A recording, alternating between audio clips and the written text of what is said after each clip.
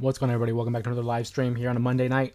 Following a Monday Night Raw, of course, my name's Jose Ramos Jr. Welcome back to the J Area live stream. And we just finished up another edition of Monday Night Raw on Netflix. The road to WrestleMania continues, but first we have the Elimination Chamber. We saw a couple of qualifying matches that would determine those sixth and final spots in the men's and women's Elimination Chamber matches.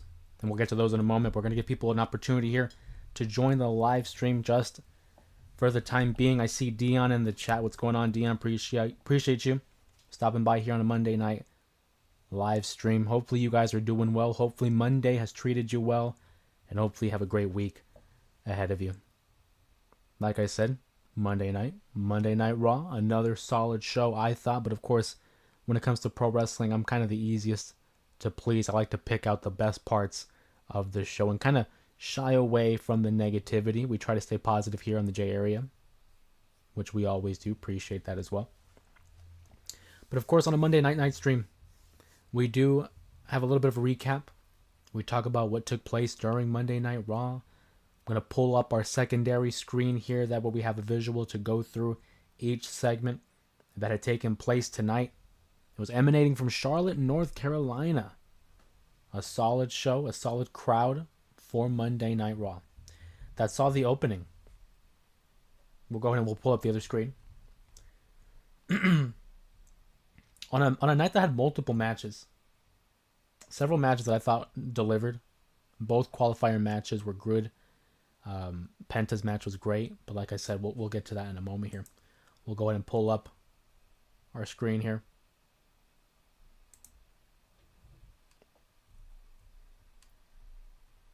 If you guys haven't seen Monday Night Raw, this is your perfect opportunity to get your quick little recap. If you did watch Monday Night Raw, then you already know. Then you know what happened. Here's just an opportunity to kind of rehash and recap what had transpired. We saw the opening segment. Sami Zayn comes out to discuss what occurred. Right, a couple weeks ago, he would suffer a loss to CM Punk that would help CM Punk solidify his spot in the men's chamber matchup. And then we look at Sami Zayn suffering that attack from Kevin Owens. Kevin Owens was notoriously famous for attacking his friends, delivering the pile driver. Dion in the chat says, I think the refs need to be better with communication. We saw a little bit of error there. A couple of errors occurred during the night, most notably with the main event, Seth Rollins versus Finn Balor. There was a couple instances where timing was a little off. I can't really blame the referee for the Finn Balor one. He did the count at his normal rate. Finn Balor, I think, just miscalculated the timing on that kick out. It's a shame it looked that way, but of course, it was a little bit of a miscommunication there nonetheless. What wasn't a miscommunication was the attack on Sami Zayn. Kevin Owens surely had some intent there. I definitely did that on purpose. He felt betrayed by his friend Sami Zayn, his former friend Sami Zayn. And now, Sami Zayn hell-bent on getting revenge against his former friend Kevin Owens. They're going to have an unsanctioned match at Elimination Chamber that emanates from Canada. Should be a great matchup. It's unsanctioned, meaning there's no rules, no restrictions, nothing to hold them back from absolutely decimating one another. Some people thought it was going to be a match at WrestleMania. It makes sense to have it here in Canada, their home country. But I do think the match against Randy Orton for Kevin Owens, still very much on the table. Still very much on the table. I'm thinking Kevin Owens gets the victory here, makes him look strong, en route to his final showdown against Randy Orton at WrestleMania. But Sami Zayn wants it.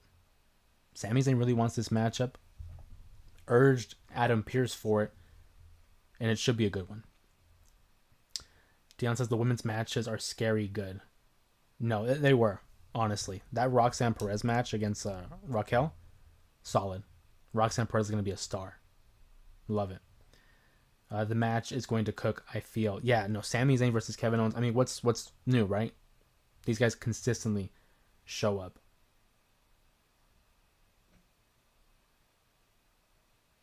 Dion says both chamber matches are stacked. Absolutely. The men's specifically. I mean, the women's look good too. But the men's is stacked. San Fran 5. We got 3 minutes and we're out of here. The clock is... a 3-minute warning reference by San Fran 5. Shout out to 3-minute warning. Rosie and Jamal, a.k.a. Umaga. After the Sami Zayn segment, we did have a AJ Styles versus Dominic Mysterio. Contrasting styles, contrasting generations. I mean, AJ Styles has been doing this for the better part of what? Nearly 3 decades? Nearly? Dominic Mysterio, a grizzled veteran. He's been doing this since 2005. He's been here in the WWE since 2005. Who could ever forget the custody of Dominic ladder match? Something we talk about extensively here on the channel. They had a decent showing there. Dominic, of course, great heel work. AJ Styles is phenomenal. In a word, he's phenomenal. He gets the victory over Dominic Mysterio, as he should. You want to make sure you're highlighting AJ, rebuilding him back up. It's been some time since we've seen AJ Styles, but of course, it looks like we're setting up something with Braun Breaker. And Braun Breaker delivers quite the spear to Dominic Mysterio to finish out this segment. Can't wait for that matchup. Don't know if it's going to happen at the Chamber, but I think we're due for it. AJ versus Braun Breaker, looking to be a solid outing there. Something that Braun Breaker could definitely learn from as well, from a guy like AJ. But we love it. Bleacher Report gave that a C. Then we had the Intercontinental Championship #1 contenders matchup, Dakota Kai versus Ivy Nile. This is a feud that has been building. You know, Ivy Nile has had her issues with Dakota Kai, and namely with Lyra Valkyria, urging that she was going to get a championship opportunity and be the one to take away the title from Lyra, but that was not the case. Dakota Kai gets the victory, earns a championship matchup in a couple weeks against Lyra Valkyria. So that should be a good matchup. I think Lyra wins it, but it's cool to have the level of significance trying to be added to the title itself. We look forward to that. Gunther versus Jey Uso was next up. What a showing. It's been a divisive storyline in the WWE. Fans across the world have been split when it comes to Jey Uso. I mean, this guy was the most over act in the last year. Organically got over with his entrance, with his catchphrase, with his personality, with the matches. I mean, dude. But it's split. Some people aren't for it. The crowd is divided. But knowing Gunther and Jey Uso, I think they're going to pull it off. They should have a good matchup here. Sound off in the comments there if you guys agree or disagree. I'd love to hear your guys' take on Jey Uso's rise after the Royal Rumble victory. Dion says Io versus Rhea after the Chamber. I'm excited for it. That should be great. And they're really hyping it up. I'm surprised that it's not going to be on the Chamber event itself. They're going to be holding it for the Raw after. But of course, WWE has been consistently having these big matches surrounded, the events, whether it's before or after a PLE. That's surely going to be the main event. Io versus Rhea will deliver. No doubt in my mind.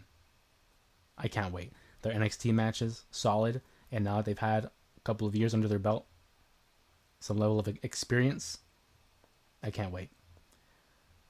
Dion likes both Lyra and Dakota, but I think Dakota will be the new women's IC champ. It's a possibility, but it's just like Lyra just won the title, and they haven't really done much with it. I'd find it very surprising if they have it, already hot potato over to Dakota Kai. Love Dakota Kai. Fan of hers, but I just think it's too early in the reign for Lyra to drop that title. Maybe, but I just don't think so. San Fran says, I like Ice-T. Respect. I thought they were going to have a spot where Jay sweeps Gunther off of the announce table like he did Jay. And what I love about this iteration of the WWE is like everything counts. So I won't be surprised if something like that happens. Gunther obviously mocking the entrance of Jey Uso coming through the crowd. Berating the crowd as well. Solid stuff there. Jay didn't like it. He didn't take too kind to it. So he makes his way down to the ring, to ringside. They have this great showing here. I love a good brawl. And it gets me more invested in the story. Will Jay win the World Championship? As we get closer to WrestleMania, I think the outcome will become more clear. But as of right now, it's still a toss-up. Still a toss-up to me. This was the match that I really enjoyed. Penta versus Pete Dunne, aka Butch. These guys, all world talent. Penta and Dunne put on a show. I am amazed at the presentation of Penta. I was watching it and I kept just wondering, like, wow, a missed opportunity by AEW. They had the Lucha Brothers, which, I mean, in all intents and purposes, great tag team, great matches, but the presentation has been just night and day. Penta is still having fantastic matches here, but it's just the presentation, the entrance, the aura that surrounds Penta. It's just an upgrade. I can't wait to see when Phoenix comes and to see these two as a tag team. They're going to be running roughshod all over the division. But Penta, again, delivers a great matchup here against Pete Dunne. The Mexican Destroyer, man, smooth. Smooth like a hot knife through butter. I mean, that is one of the best maneuvers I've seen the WWE in some time there. Dion says that's why I think they're going to give it to Dakota. Kind of like all signs are pointing to Jay losing at WrestleMania. Triple H likes doing the reverse psychology stuff. Not wrong. Not wrong. He likes the long-term booking. He likes to make people work for it. You know, I mean, look what happened with Cody. Lost at WrestleMania 39 just to give it to him at 40. It takes a minute. It does. But I feel like you can't do the reverse psychology so often. Whereas it's like reverse psychology with Dakota and Jay. Maybe even EO. I don't know. One of those has to be true. And I think Jay's winning the world title. If you ask me right now, I think Jay wins. But things can change. I mean, we still got, what was it, 9-10 weeks?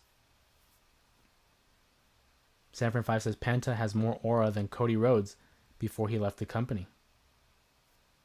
Penta's on another world, dude.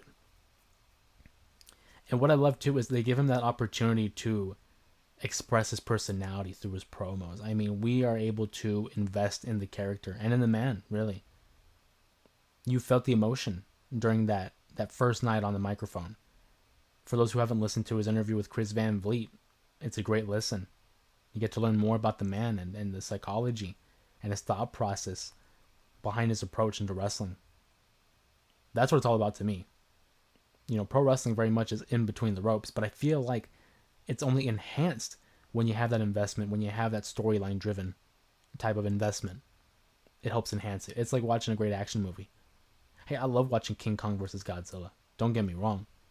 But sometimes I want a little bit more meat on that. Maybe I want a little bit more storytelling, maybe a little bit more investment in it, rather than just seeing random action going on. I want every punch to mean something, every maneuver to have some sort of significance. And I think that's one thing the WWE has excelled in. Not to say AEW hasn't. Not to say that. I don't want to create division, but I do think that they are better at it. Just to bring, since I brought up AEW, I do want to mention something too. Toni Storm just became a 4-time women's champion, having defeated Mariah May at Grand Slam. And there was a little bit of complaints here. Shout out to San Fran 5 here. As you can hear, San Fran 5 just found out the feature. Member for a month.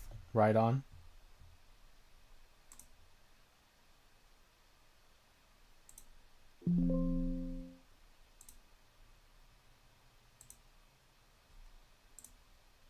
Just fixing my audio here. Shout out to San Fran 5 being a member of the Men Event Mafia there. Appreciate you, brother. We talked about Toni Storm, though, real quick. Has become the world champion for the 4th time. And there's a little bit of scrutiny.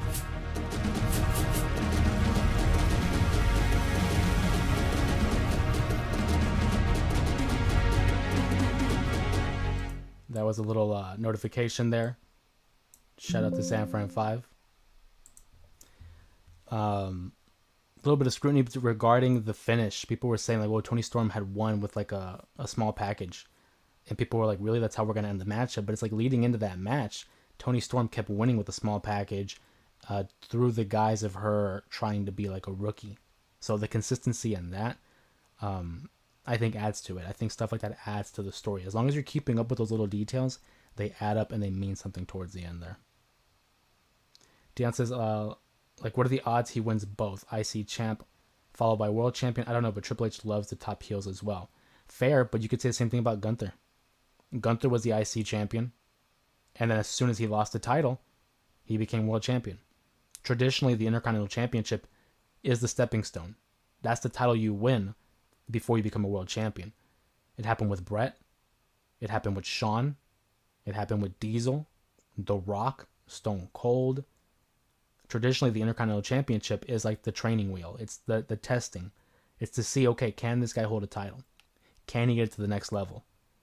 When you win the Intercontinental Championship and you're able to successfully do so, the company gains a level of confidence in that individual. And then they move him to the main event scene, and then they win the world championship. It's been like that. It's been like that. But Triple H does love his heels. You have a great point there. Gunther specifically. Roman Reigns for quite some time there. It's a toss-up. Like I said, I think Jay. I'm leaning towards Jay. But with little over than 2 months left here, it's a toss-up. It's a toss-up. I'm looking forward to it, though. Following the Penta and Pete Dunne matchup, we had a solid outing here. Roxanne Perez's qualifying matchup against, I was going to say her debut, but she's been at the Royal Rumble. And she had a match on Raw last year, I believe, or was it the year before at some point. Fighting off against Raquel Rodriguez. Roxanne Perez is the future. I keep singing her praises. She's only 23, like young. Has her whole future ahead of her. Looked good against Raquel. Wins the matchup on account of interference by Bianca and Naomi, who get their hands on Liv Morgan, because right now we're led to believe that Raquel and Liv Morgan had something to do with the attack on Jade Cargill. I don't buy it. I don't think they did. I think it's some kind of red herring. I think we're led to believe one thing, but ultimately it's going to be revealed to be someone else. I still think it's either Naomi or Bianca. It's one of them. I still believe it truly. But we get a tag team championship match out of it. We're going to be seeing Naomi and Bianca versus the Judgment Day's Liv Morgan and Raquel. So sign me up. We'll see how that goes. But Raquel suffers a loss here. Doesn't really suffer, because I think it was the right call to have Roxanne. Roxanne joins good company here. That Elimination Chamber, stacked with people like Alexa Bliss, Liv Morgan, Bianca Belair, Naomi, Bayley. It's looking good. Sanford 5 says Roxanne Perez versus Io Sky future Mania match or not? Maybe. I would love to see it. I don't know if it's a Mania. I would love to see it though. That'd be a solid matchup. One of my favorite women's wrestlers of all time, Io, versus one of my favorite right now, Roxanne. I'm down. Roxanne is so good, bro. She is a pro's pro. Like, she can compliment anyone and make both her and her opponent look good. 100%. And I was very skeptical of when she became a heel. We knew her as that, like, underdog baby face. You know, obviously her run against Cora Jade when that betrayal happened. But then seeing Roxanne as a heel, I think has only enhanced her work. She's become so well at performing at both heel and a baby face. I can't wait to see her in some of these matches with the main roster. I mean, look at her against someone like a Liv Morgan. And then we talk about complementary styles. Her versus Rhea Ripley. Her versus Io Sky. Her versus Bayley. We've seen it, I know, but on the bigger stage. She meshes well with anybody. Like you said, Dion, she complements everyone and can make both her and her opponent look good. Dion agrees. Definitely would love to see that, brother. Of course, Roxanne Perez was Io. That'd be a great story. Talking about how Io Sky was the NXT champion for quite some time, helped lead the black and gold brand there for some time. And then Roxanne Perez saying, hey, I was there for 2.0, helped them get the CW network deal. Talking about you're the best of the past, I'm the future. There's a story already there. Sanford Fight says, if you had to choose face or heels, babyface. I'm a babyface guy. I'll always go for the babyface. But I do think heels are more interesting. Heels are definitely more interesting, but I'll go for a babyface all day. I guess just depending, right? Heels are more fun. I think that's generally agreed upon. The heels are more fun, they're more interesting. But I love to see a good hero, you know, overcome and win. Obviously, I'm a big Cody guy. Rey Mysterio, I mean, Dion says depends, but give me the heels, especially if you're a damn good one. Sanford says heels for the win. No, I mean, hey, that's why too. I feel like a lot of people go with the heels, but it's because they're more interesting. They're more fun. There's depth to it. If you give me a good baby face, then we're off and running. I do think the best baby faces though do have a little bit of an edge to them. Stone Cold Steve Austin, anti-hero, technically a baby face. The Rock, technically a baby face, but a little bit of an anti-hero. Those baby faces I think are far more entertaining when they have a little bit of an edge. Clean cut baby faces are very difficult to get along with. Hulk Hogan, John Cena. Cody Rhodes is a clean cut baby face, but I think it works the way he's presented. It works for me. Dion says like Pipe Bomb CM Punk, 100% great run. Bald Randy Orton, a menace to society. Lock him up. Trash Hogan, NWO, lock him up for different reasons. Roman with the aura. Roman, absolutely. Roman, when he became a heel, that's when it started. That's when it started. Sanford 5, if you had to gather up all the faces and heels, which side would you choose? Oh, man.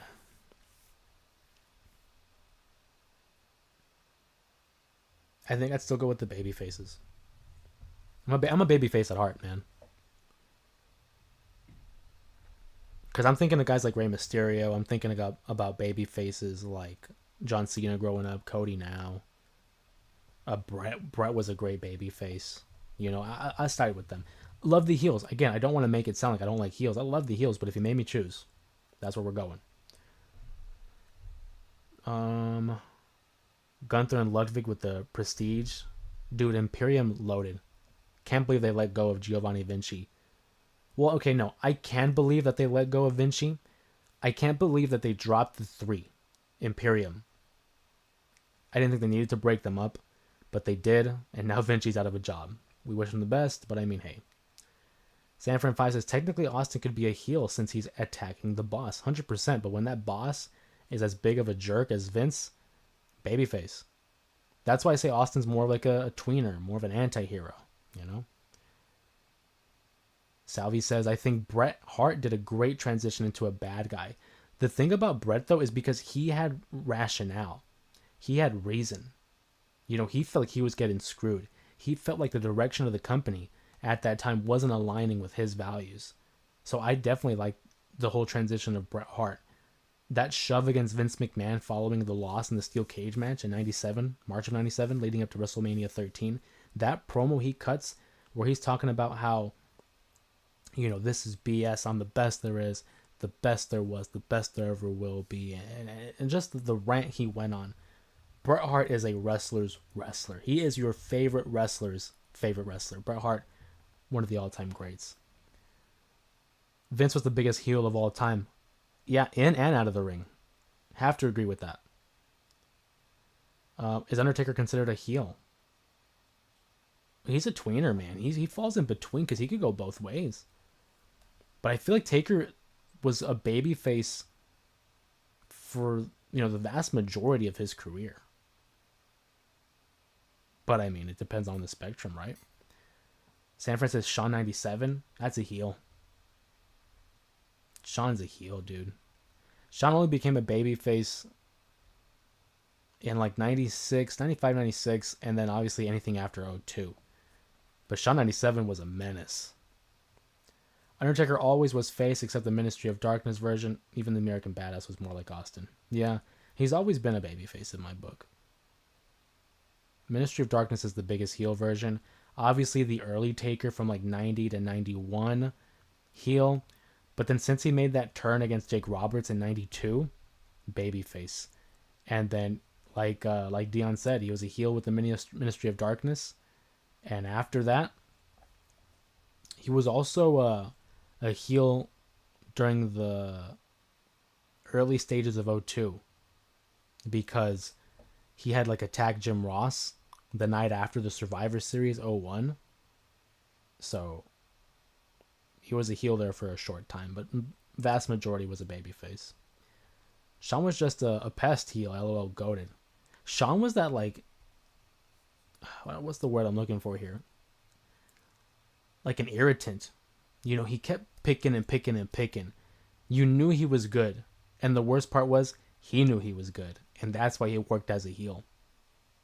The showstopper, the main event, the icon. So arrogant, but he could back it up. All-time great heel.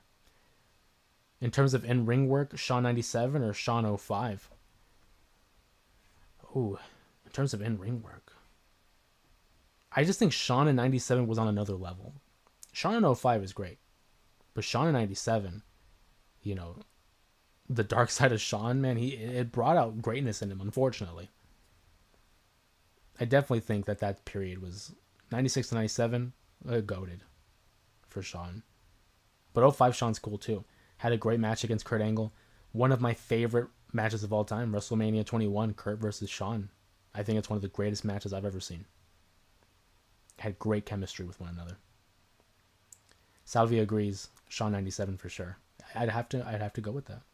Also, shout out to Salvi and Sanfran5 in the chat there. As you guys can see, names are highlighted, and they have the title championships right by their name because they're OGs, they're diehards. Main Event Mafia, we appreciate you. As you can see, Salvi has the NXT championship.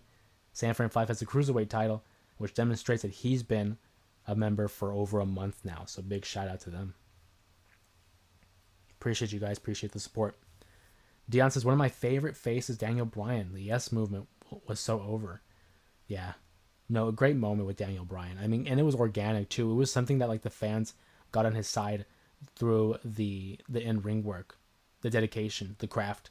He got over because he was great, not because of a catchphrase or because of his character. He got over because he was that damn good.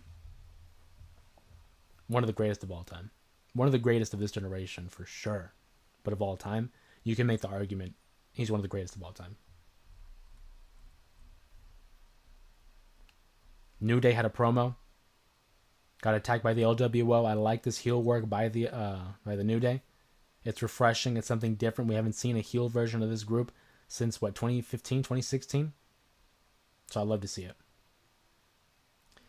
Sanfran5 says, worst main event match you ever saw and worst finish you thought was booty. Ooh, okay. Okay. It might be an overstated example. Oh, I know it. I got it. It came to me. Ready? The worst main event I've ever seen live. To be fair, because there's so much pro wrestling that I've gone back and watched. But for the purpose of this answer, the worst main event and the worst finish I've ever seen live. Hell in a Cell 2019. Hell in a Cell 2019 is the worst main event and the worst finish. This was when The Fiend, Bray Wyatt, was fighting against Seth Rollins for the Universal Championship. And it's with that damn red lighting. I never liked the red lighting. It wasn't easy on the eyes. Shout out to PW101. Says, too sweet. Right on, brother. Too sweet. I hated that finish because, one, the lighting, but also because it's Hell in a Cell. And Seth Rollins is like beating the ever-loving hell out of Bray Wyatt. And it's a stoppage? It's a stoppage? It's Hell in a Cell. Why is it a stoppage? It just makes no sense to me. It devalues the character. It devalued the matchup, in my opinion. And X-Pac said it best when he said it's Hell in a Cell. They can't stop the matchup. And he got heat for that. But it's like, that was one of the worst ones. That's my answer for live. Yes Movement versus Yeet Movement versus Kofi Mania Movement. Who wins? I'll go Yes Movement. The original. Worst one was Seth versus Bray Wyatt, Hell in a Cell. 100%. 100%. PW101 says, my boy Sanfran in the house. Yes, sir. Too sweet. PW1, yeah, you can't stop a Hell in a Cell match. Mick Foley would roll in his grave if he was dead. That's wild. Literally, because they set the precedent. Why they didn't stop the match for Mankind. They didn't stop the match for Rikishi. They didn't stop the match for Shane McMahon when he jumped off. So it's like, really? That you're gonna stop the match? It's Hell in a Cell. It's yeah. Like PW101 said, it's wild. It's ridiculous. It's the worst one. And then I remember because that was the first pay-per-view following the first episode of Dynamite. And so after that match ends, the crowd in attendance is chanting AEW. Go back and look that match up, whether you have Peacock or Netflix, depending on what country you're in. Go back and watch it. I'm not advocating to watch the whole match, but at the end they're chanting AEW because the finish was just bad, bro. Dion says, "Give me the what movement." Austin 316. Hey, you didn't get hey. You didn't say that was an option. Salvi didn't say that was an option, but the what movement. The what chants do actually get old after a while. I will say. Because when a promo is trying to get done, and it's like every 2 seconds, what? It's like, it can kind of take away from the promo itself. Loved it when Austin did it, but it's been a detriment to future promos ever since.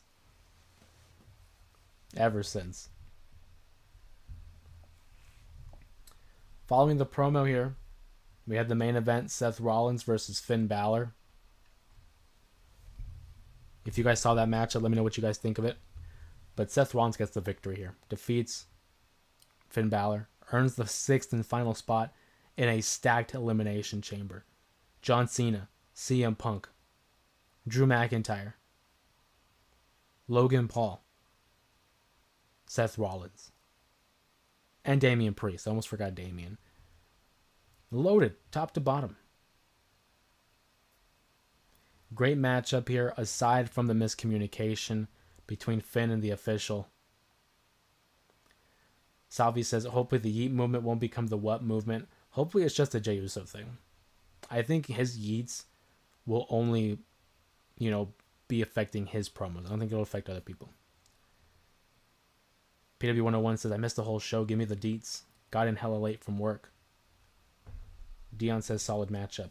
Yeah, so, with Monday Night Raw, shout out to Muhammad there. I see you in the chat. Says, happy Monday on a Monday night. Hope you're doing well as your weekend. Same with everyone here. Likewise. Appreciate you. Monday Night Raw, we saw a couple of the qualifying matches. Obviously, we're talking about Seth Rollins versus Finn Balor. Dude, Finn Balor and Seth, what do you expect? These guys deliver. Have a solid outing. They gave him ample enough of time. Finn Balor takes the loss here. Seth wins, goes over, as you would expect. We're kind of gearing towards the main event of WrestleMania, but a good showing. The women's matchup, qualifying, we talked about. Roxanne Perez defeats Raquel Rodriguez. Great showing for Roxanne. Even though Lillian Garcia botched her name, I don't know if you caught that. Lillian Garcia, longtime announcer for the WWE, accidentally calls her Roseanne Perez, which dude, come on. Aside from that, Penta and Pete Dunne, great matchup. Probably my favorite match on the card. Penta is electric. Man is a star already in the WWE, and it hasn't even been, a month, 2 months maybe? Hasn't been a full 2 months because, is a star already. New Day had a great promo. Got attacked by the LWO. We're not done there. Sami Zayn versus Kevin Owens.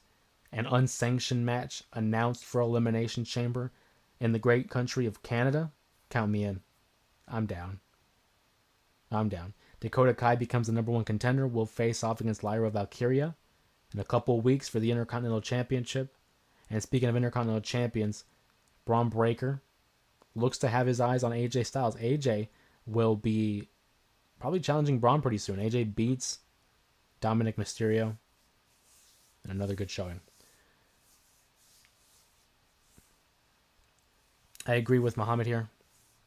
Muhammad says, my heart goes out to the victims who have been greatly and deeply affected by the upside-down airplane crash in Toronto. With that being said, it is wonderful to be here, in which I'm delighted on. We appreciate you being here. Thank you so much, buddy. Dion says, I think it sucks how the same person who was champion in Finn Balor is being used as a jobber to get people over, but whatever. No disrespect to Seth because he was going to win anyway. But just saying. Yeah, no, I agree with you. I thought Finn Balor could have been the guy to have defeated Seth back at, what was it, SummerSlam 2023. Seth had just won the title, but Finn was on a wave of momentum there with the Judgment Day. I thought for sure he was going to get that title back. Even if it was for a brief run, Seth probably could have won it back, and then dropped it at WrestleMania 40, the way it ended. I thought for sure Finn was going to win that title back. Or, I also thought there was a possibility with Damian Priest as champion.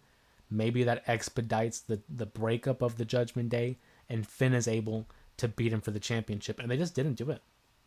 I don't get it. Finn was a top guy everywhere he went. The face of NXT for quite some time. When he debuted on the main roster in 2016, to a lot of fanfare, a lot of hype, a lot of expectation, to the point where he won the Universal Championship in his third matchup maybe on the card, on the main roster. He suffers an injury, and since then, he hasn't been able to climb back.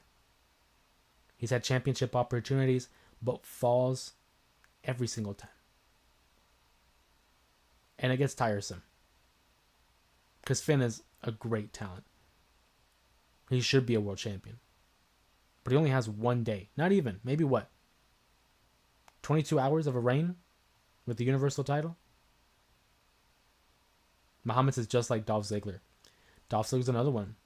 But at least Dolph Ziggler got a run with the championship. He held the world title a couple of times. The first time he held it for half hour? And the second time he held it, he had some issues with the concussions. And he had to drop the title. Plus the feud with Del Rio didn't help him either. But I agree, Dolph Ziggler. Dion says, bring back stipulation match on Monday night and Friday nights. To be fair, I think NXT is low-key better than both brands. I'm tuning in more and more. NXT is solid. They do a great job of investing in their stories and the characters that are involved. WWE, Raw, and SmackDown, they have their lackadaisical episodes where it feels like filler. NXT, there's always something being added. In terms of stipulations, we've seen some. We had a couple last man standings within the last few months. A cage match a couple months ago on SmackDown. But I do think the most that we get out of is street fights. Because I think you don't want to water down these stipulations. If we see cage matches and last man standing matches ever so often, for me at least, it devalues them. It doesn't feel as special. So whenever we get a ladder match, and it has been a while, it makes that ladder match feel must see. I gotta watch it. That's what we saw with Cody versus Kevin. When was the last time we had a ladder match? For the men at least, a single one-on-one ladder match. It had been a minute. So it felt like it was must see. So don't overexpose the stips, I think. But every now and then doesn't hurt. I do agree with that. Salvi says they never did the Demon versus the Fiend. Hopefully they do the Fiend versus Penta. Oh my god, that'd be great. Well, maybe not the Fiend. I think you meant Uncle Howdy. Or the Demon. Demon versus Penta would be cool too. Yeah, Dion says you mean Uncle Howdy. I don't know about Uncle Howdy. Listen, I love Bo, but I would much rather see Demon Balor versus Penta. That matchup would be amazing. I think they blend well together. I think they would mesh well together too. But yeah, it's unfortunate. We never saw the Demon versus the Fiend. Penta versus the Demon would be on fire. As for Uncle Howdy, I'm a fan of Uncle Howdy. It's been a while since we've seen the Wyatt Six. We haven't seen them, I think, since Karrion Kross in the Final Testament got that victory over them on Raw. But they aren't SmackDown. We know Alexa Bliss is on SmackDown. We saw some interaction there on the screen. Alexa Bliss having a backstage segment, and then we had a little bit of a static and some imagery displayed on the screen during her segment, hinting at some sort of a reunion, maybe, between the Wyatts and Alexa Bliss. She technically would be the sixth member, if she joins. Maybe a possible recruitment there by the Wyatt Six And I keep talking about how it would be cool to see Alexa Bliss back with the Wyatts because of the history with Nikki Cross. Former tag team champions have a history there. Of course, she has a history with the Wyatts as well because of Bray. Rest in peace to Bray Wyatt, aka Wyndham. 100%.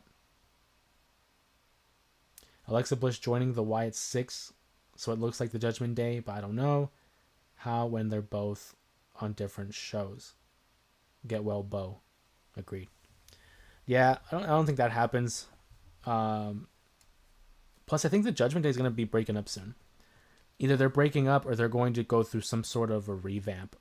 Dominic has consistently been hinting at getting a new member. I've spoke to my brother about it. I feel like, hey, that could be an opportunity for Malachi Black. We know Malachi is out from AEW. Could be making his way to the WWE. So there's an opening there for him. But I personally want to see Malachi Black on his own. I don't want to see him with a group. I think if done well, and this is just a comparison, I'm not saying specifically like it, but I think if done well, Malachi Black could be presented like The Undertaker. Now, I'm not saying he's the next Undertaker, but I mean like a supernatural gimmick where it's like he becomes unique. He becomes an attraction. And Aleister Black, a.k.a. Malachi Black, can go in the ring. We've seen it. NXT champion. We've seen it time and time again. But in terms of that attraction, that special appearance, Malachi Black, he has that look to him. I don't know. I've always been a big supporter of Tommy, a.k.a. Malachi Black and Aleister Black. So I would love to see it. Who comes back first, Asuka or Becky? I think Becky. I thought she was going to come back at the Rumble. But apparently not. Maybe we don't see her until after WrestleMania. Because I feel like the plans for WrestleMania are kind of already set. You would like to have your main stars. So obviously you would love to have Becky Lynch a part of WrestleMania. But it's like, where does she fall in line? Because Rhea Ripley is going to face the winner of the Chamber. Which at this point, I mean, could be Liv Morgan. It could be Bianca. I don't know, right? Then I look at Tiffany. She's facing Charlotte. Is Becky Lynch going to be in a tag team match? I don't think so. So I think Becky comes out after Mania. And then we don't even know what's going on with Asuka. She's been MIA. Having an injury and then some sort of personal issues. Apparently, correct me if I'm wrong, but I read somewhere like a stalker. Apparently, people are stalking Asuka and she's having uncomfortable interactions. I don't know. It's a toss-up. Dion says also, Brock Steiner signs with the WWE. Imagine him and Breaker. That would be a killer tag team. Muhammad, who is Brock Steiner? He's the son of Scott. Son of Scott Steiner, cousin to Braun Breaker. Dude, and he looks like him. Scott Steiner recently tweeted out a picture of him. Resemblance of his father, man. Brock Steiner and Brock Breaker. The new Steiners? Wow. That'd be ridiculous. PW101, it wasn't me, I promise. Hides binoculars. That's funny. That wasn't me. And shout out to 101. Is it official though? Has he signed? I know there was interest. But I don't know if it was official. But regardless, I mean, dude, that family's ridiculous. Rick Steiner, Scott Steiner, Braun Breaker, and Brock Steiner. Genetic freaks, man. Like, those guys can go. Why is every fan in the airport stalks fans? Oh, why is everyone... Oh, yeah. I don't know, dude. It's weird. I mean, we've heard so many stories about fans going to the airports, going to hotels, and stalking the talent. It's just uncomfortable. It's that sense of entitlement as a fan. But at the end of the day, you kind of have to... Not even kind of have to. At the end of the day, you need to respect them. Because they're humans just like you and I. They have earned that right. They deserve that right. It's sad, when people don't know to have respect for boundaries or for privacy or just common sense. I don't know. It's terrible. It happened to Jeff, Alexa, and Punk. Yeah, and those are probably just the ones that we know off the top of our heads, but it's happened before. It's happened to everybody, I'm sure. It's unfortunate, but it's probably a real common occurrence.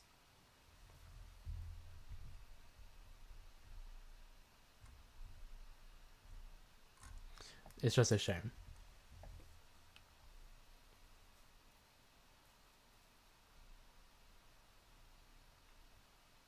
Fans made the wrestlers who they are today.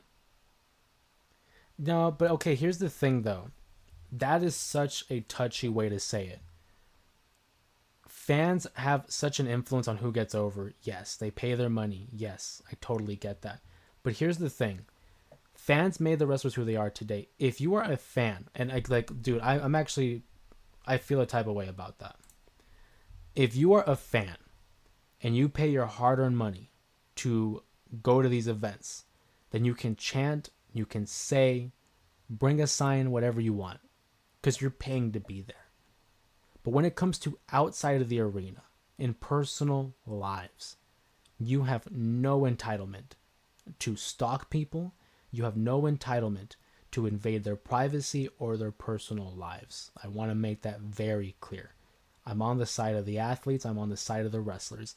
Because at the end of the day, who would we be cheering for if it wasn't for the wrestlers?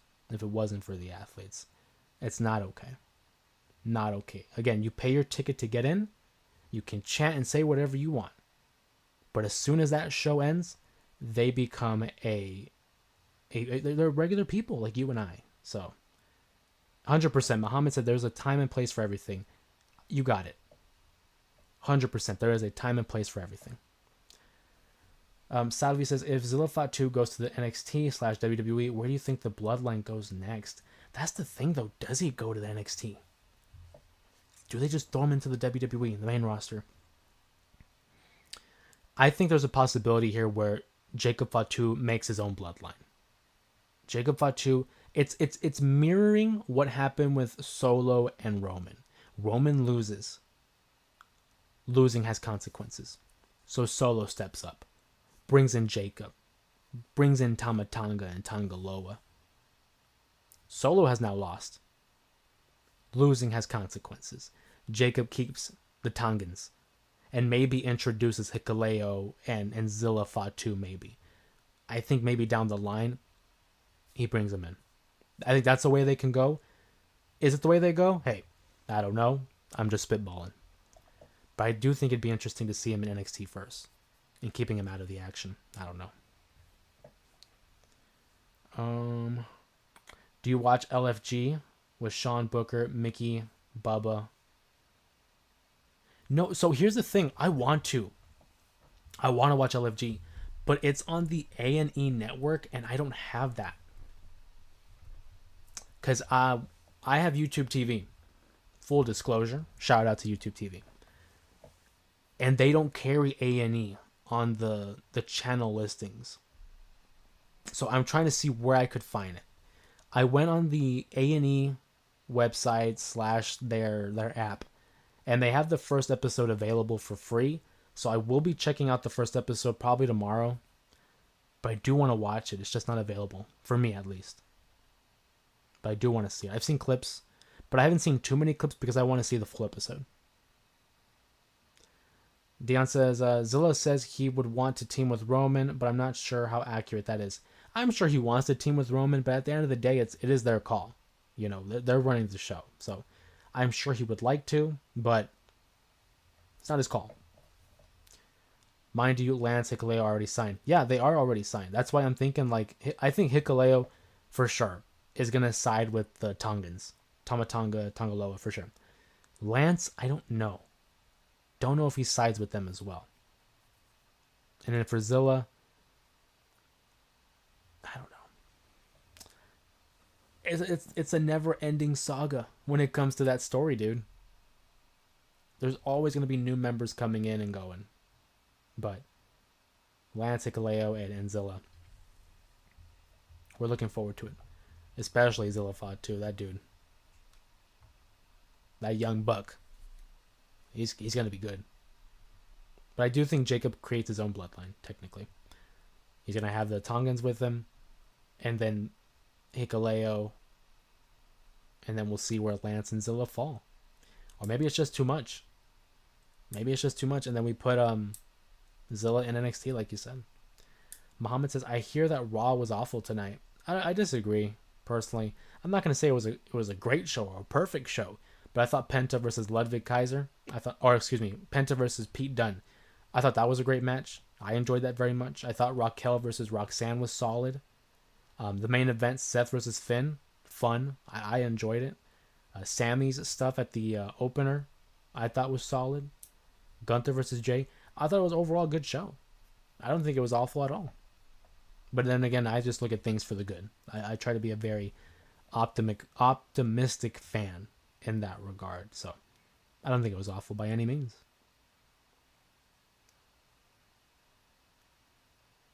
I agree with Dion. Dion says Raw was solid. Wasn't great, but it wasn't bad. Yeah, it was good. It was a solid show. What did you think about the show Young Rock on Peacock? I hate that it was canceled. I was into it, man. I was into it because it gave us more of an in-depth look of like The Rock and how he started. I mean, granted, I don't know. I wasn't there, but maybe some things were kind of skewered in a way by The Rock. Don't know. But I like the idea of it, of seeing The Rock growing up and seeing the legends like an Iron Sheik, like Andre the Giant, and the stories. And I like the idea. I enjoyed this show. It's a shame it got canceled, but I was a fan. Muhammad, and yes, wrestlers do have respective boundaries that put in place. Yeah, absolutely. Absolutely, that's what we were talking about. Sanford 5 says, Sheiky, the Iron Sheik, man. One of the best. Former WWE champion. Dan says, is Nikki Bella back full time? I haven't seen her. No, I think it was a one-off. It was just a Royal Rumble appearance. I mean, she's made hints that she wants to have another run. I think it'll be similar to like a Trish Stratus where she comes and goes, but not full time. Not at all. I don't think so.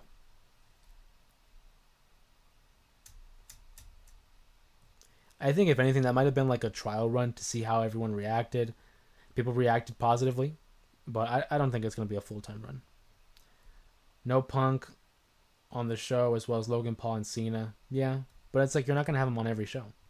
Plus, Cena hasn't been on Raw since the first episode of Raw, so... And he won't be on Raw for another couple weeks following the Chamber. As for Logan Paul, we just saw him. Logan Paul fought against Rey Mysterio. They just had their match last week.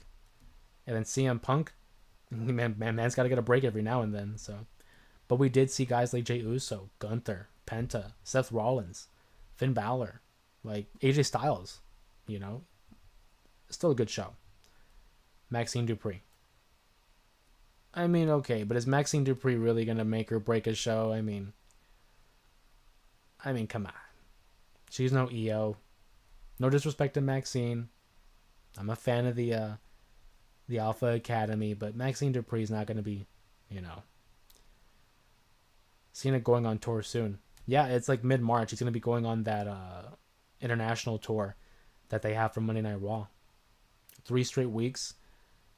And they're just spacing it out at this point. The rumor and report was that he's scheduled for 36 dates. And we've only seen him, twice? The first Raw and then Royal Rumble. Then Chamber would be 3. And then those 3, so 6. So we still got a lot of time here with Cena. It's just they're spacing it out. Plus, I thought it was a good show. Plus, every show can't be great, right? You're not going to hit a home run every time you're at bat. Every now and then, you're going to get a base hit. Every now and then, you're going to get a fly out. It's not always going to be a home run.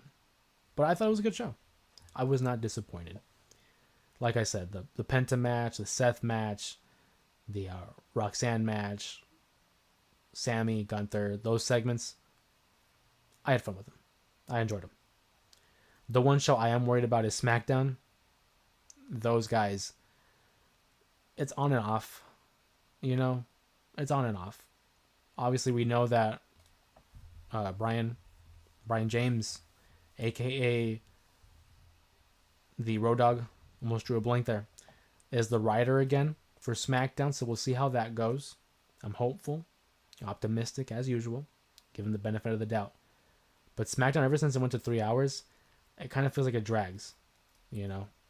I think I think 2 hours is the sweet spot. I don't think we need 3 hours.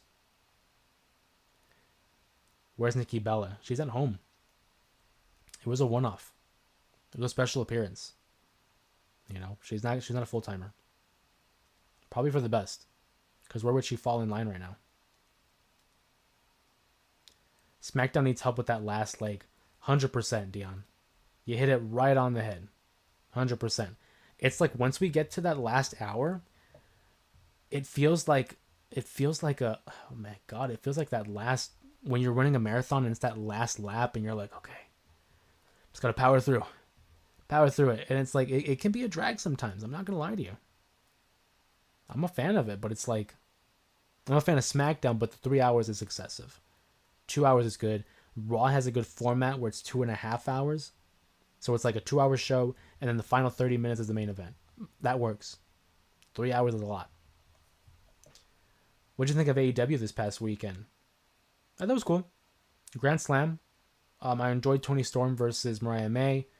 I think it was the right call to have her go over. 4-time champion. I enjoyed the Adam Cope. He's not Adam Copeland. Cope and Jay White versus the Death Riders. I thought that was cool. But it was okay. The opener for Grand Slam.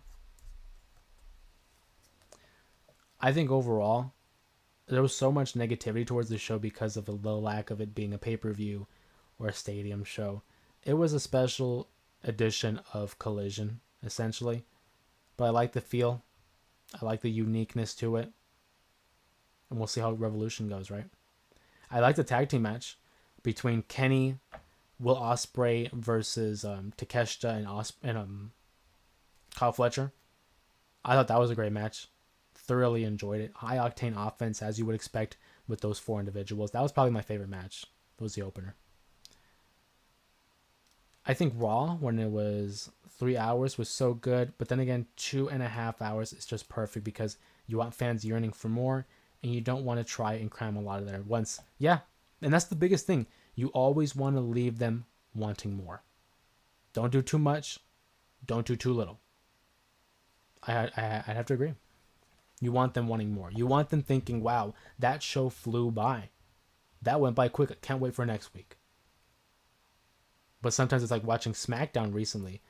It's like, whoa, another 40 minutes, huh? Like, you know, like. But I have fun with it because there's people I like on that show. Obviously, Cody, Uso, Kevin, Damian. Like, they have the talent.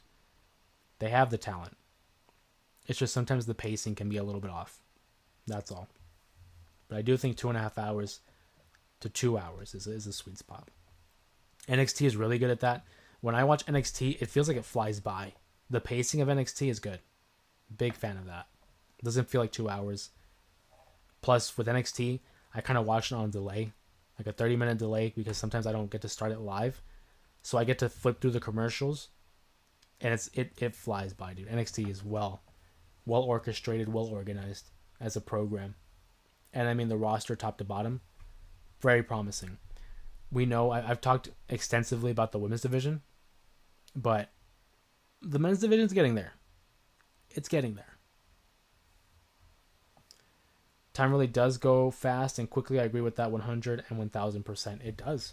And that's, ideally that's how it should be. You want to enjoy this show. You want to make it feel like it's going by quick. So like how Dion mentioned, that you're left wanting more. Like, oh man, it's already ending. Like, I feel like I just started, right? But it's not always the case. Who do you think will be the next Hall of Fame inductee? We already got Triple H and Michelle McCool. I think I heard they were putting the tag team Demolition. Yeah, Demolition. I saw somewhere that they are putting them in, like it's official, but I didn't see an official word. I think definitely Demolition is going in. They recently signed that Legends deal. Demolition's going in. We already have Demolition. Well, Triple H, Michelle McCool, and ideally Demolition. Following that, we're probably going to see one or two more. I'm thinking maybe one celebrity and then one regular. The celebrity, dude, I'm telling you, Cyndi Lauper. Cyndi Lauper got to go in the Hall of Fame. I will die on that hill. I will continue to fight for that. Cyndi Lauper's a Hall of Famer. As for the last inductee, Luger, maybe. I think Luger's a possibility. It's going to be in Vegas. I don't think there's anybody really with ties to Vegas. I'll just throw a name out there and say Luger. If Cody is still in champion and goes heel, who do you think he will be his first opponent? I don't think he's going to turn heel. But if he did, a babyface Seth eventually. I don't think... No, but you're saying as his first, right? Oh, that's a good one. Because I'm looking at the current landscape of SmackDown. Maybe a guy like Jimmy. I don't know, something like that. Jimmy. Damian Priest is the one I want to say. I want to say Damian, but I feel like they would save that for a second. I'll say Damian. Batista? No. Batista's going to be the headliner of his own. So, no, I don't think it'd be Batista this year. Sanford 5 says, I'll bring back the Undisputed title. That'd be cool. The Nasty Boys should go into the Hall of Fame also. Maybe one day. But I think Demolition goes in before them. The Hardy Boys or Batista. Batista's not going in. The Hardy Boys is interesting. But if Demolition goes, I don't see the Hardys. I don't see the Hardys going in if Demolition goes.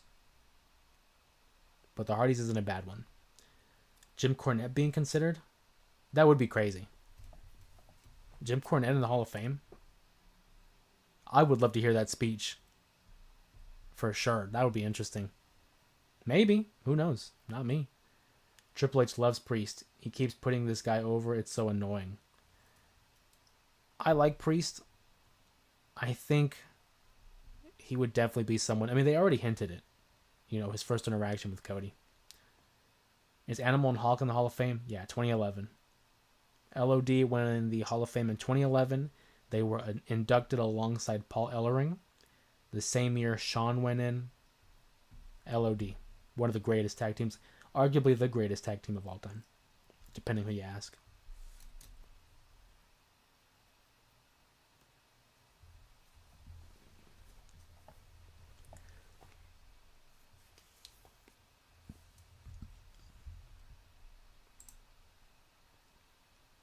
Ken Shamrock into the Hall of Fame? Well, that's a possibility. That's a good one. Because Ken Shamrock has improved his relationship with the WWE, especially after the Vince McMahon regime. I could see that, sure. Ken Shamrock in Vegas. Vegas, the fight capital of the world. Obviously, Shamrock has his ties with MMA and the UFC. That could happen. Absolutely. I think that one's more likely than Batista. More likely than the Hardys, maybe. Dion agrees. Shamrock would be a nice fit. Who would induct Shamrock? I mean, ideally The Rock, but I mean, probably not. Bob Holly? No. I don't think Bob Holly goes in. Good call by Dion. Yep, Dion says good call. Who would induct Ken Shamrock? I mean, like I said, ideally The Rock because of their relationship, because of their feud. But I don't think The Rock would be there for that.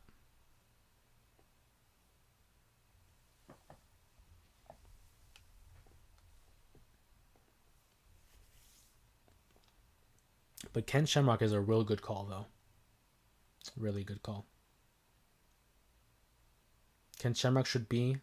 He also is in the TNA Hall of Fame. The Rock gave him a video package. Yeah, that's why I was saying, like, The Rock would ideally be the guy. We know Shamrock went to the Hall of Fame for Total Nonstop Action. So it'd be kind of cool to see him in both TNA and the WWE, but we'll see. I like it.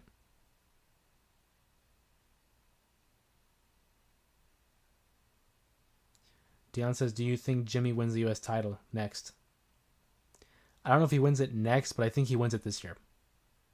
I think there is a strong possibility Jay wins the world title and then Jimmy wins the U.S. title. And it's going to feel very similar to when Matt and Jeff won the titles. When Matt won the ECW title and then Jeff was the WWE title. I think that's a strong possibility.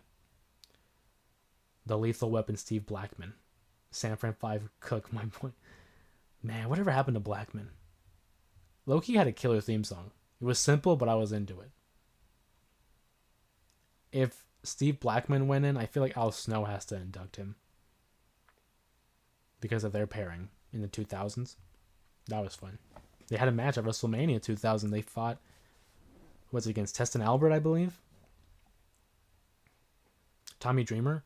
Dreamer's a good one. Dreamer's a good one. He's not in the Hall of Fame, but that'd be a good one. Shannon Moore in the Hall of Fame? Nah. I don't think so. He didn't do enough. Tommy Dreamer's a good one, though. Who would induct him? I mean, I feel like a guy like Heyman or Bubba. Raven would be a really good one to induct Tommy. But don't know if they have Raven there. But I like Dreamer. Dreamer's a good one. RVD. RVD's in the Hall of Fame. Oh, RVD to induct him. RVD could induct him, I guess. Yeah. I don't think Shannon Moore makes the cut, my friend. I don't think so either. Sorry, Shannon, but Sabu. Sabu could induct Tommy Dreamer, but I think he's more tied with guys like Heyman and RVD and Raven. Sabu's a possibility, but don't know.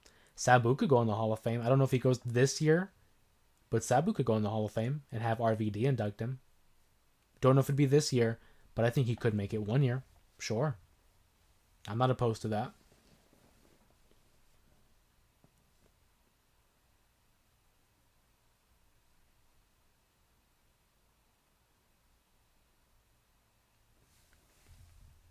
But traditionally, or at least lately, the WWE Hall of Fame has only had 4 to 5 inductees a year. They've limited the numbers.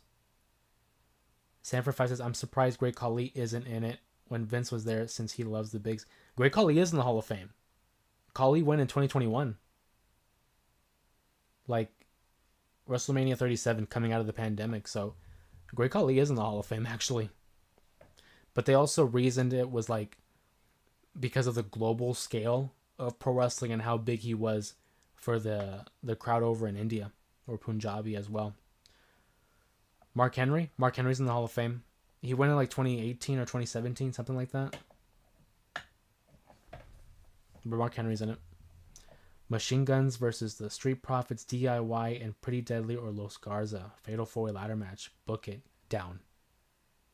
100% I'm down for it. Add them all.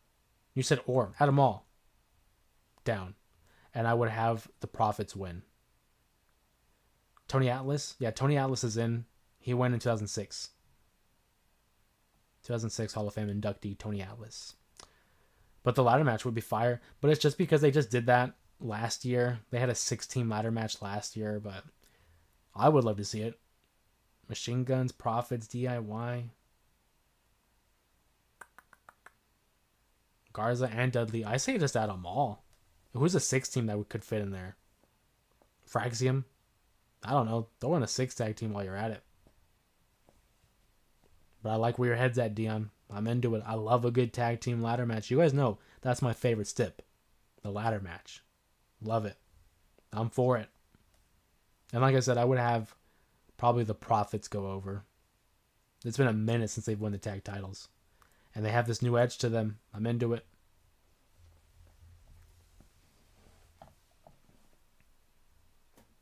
Titus O'Neil. Didn't we talk about him, Muhammad? I mean, last stream we talked about Titus. He's not going to go into the Hall of Fame. He won the Warrior Award, and I feel like that's the closest he's going to get. But we did talk about him. Lions Den match, Owen Hart versus Ken Shamrock was great. I love those unique stips. You know, the Lions Den match. They always have these unique stipulations during the Attitude Era. Something different, something fresh. It was cool. I like it. Tag division is finally getting some love. Absolutely. I talked about that earlier. That earlier this, well, I guess it wouldn't be earlier this year, but late last year, that the tag division was kind of in a rough spot. There wasn't a lot of significance. It didn't feel like it was in a good spot. This was around the time the Bloodline was the tag team champions. But yeah, a lot of love is being shown there. We're getting a lot of quality stories, and a lot of quality matches out of it. Love what I'm seeing with all the tag teams you've just mentioned. Yeah, that's great.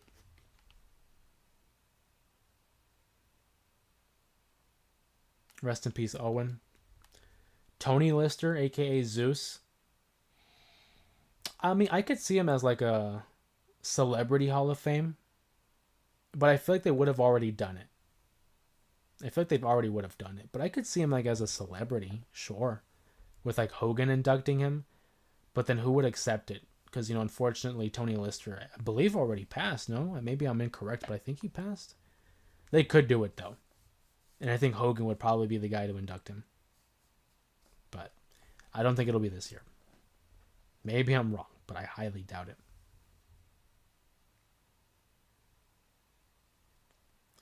Charlotte as a heel or Fatu as a face? I'll keep Fatu right now. I'll keep Fatu as is right now. I think Charlotte's a better heel. Fatu could be a good babyface. But I think Charlotte is way better as a heel. I'm not a fan of her as a babyface. To me, she doesn't seem as genuine as a babyface. I'm not saying she's fake, not saying that. But she's just more believable as a heel. I could buy that she's an arrogant heel, the daughter of Ric Flair. Absolutely, I can buy that. I believe in that. I prefer as a heel. I think she excels as a heel. I think Jacob Fatu technically is a heel, but we cheer him like he's a babyface. His promo style could be a babyface. I'm cool with that. Charlotte as a heel.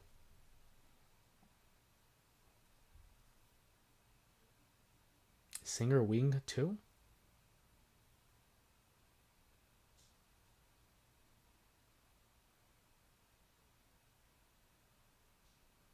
I don't know what you mean by Singer Wing.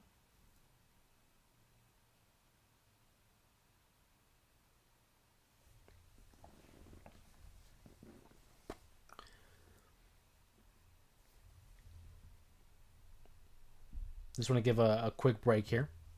If you're new to the channel, if you're new to the live stream, my name is Jose Ramos Jr. I'm a fan of pro wrestling.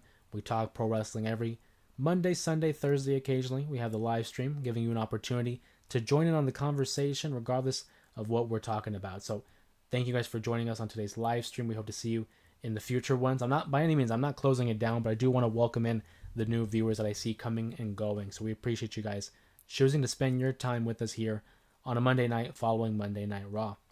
Muhammad says, like celebrity wing in a way. No, because it's just a celebrity wing. I don't think you got to define it as actor wing or singer wing. Just celebrity wing. Celebrity wing. Keep it clean. Keep it organized. Telling the camera lady to hold the ropes for her because she is the queen. LOL, not gonna lie. I'm buying that my brother, her as a face. Oh, yeah, no, I remember that. When, yeah, when she had the camera lady, or was it the camera lady? I don't know, but yeah, I remember what you're talking about.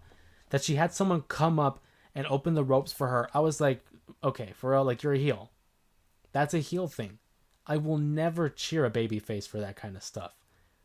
I thought it was superfluous. I thought it was excessive, but it makes sense for her. That's ridiculous. Who does Roman face at WrestleMania? So there was the common idea that it would be a triple threat match, Seth, Punk, and Roman. But I recently saw something online, and I think it makes a lot of sense.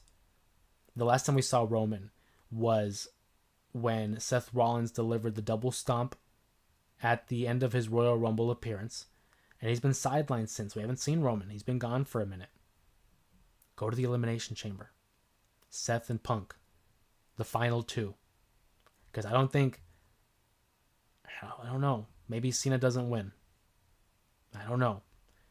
Maybe neither of them win. But the point that I'm making is, what if Roman attacks Seth? And Punk's favor is for Roman to help him win the chamber. So Punk wins the match, gets to face Cody at Mania, and Roman is facing Seth. I think Seth is the one that faces Roman. Eminem in the Hall of Fame? Probably not. I think maybe John Morrison / Johnny Nitro, he might have a shot. I don't know if Eminem goes in. Maybe. Jim Johnston for Hall of Fame. Hell, bring him back because Def Rebel is trash. Dude. Can I do anything with that?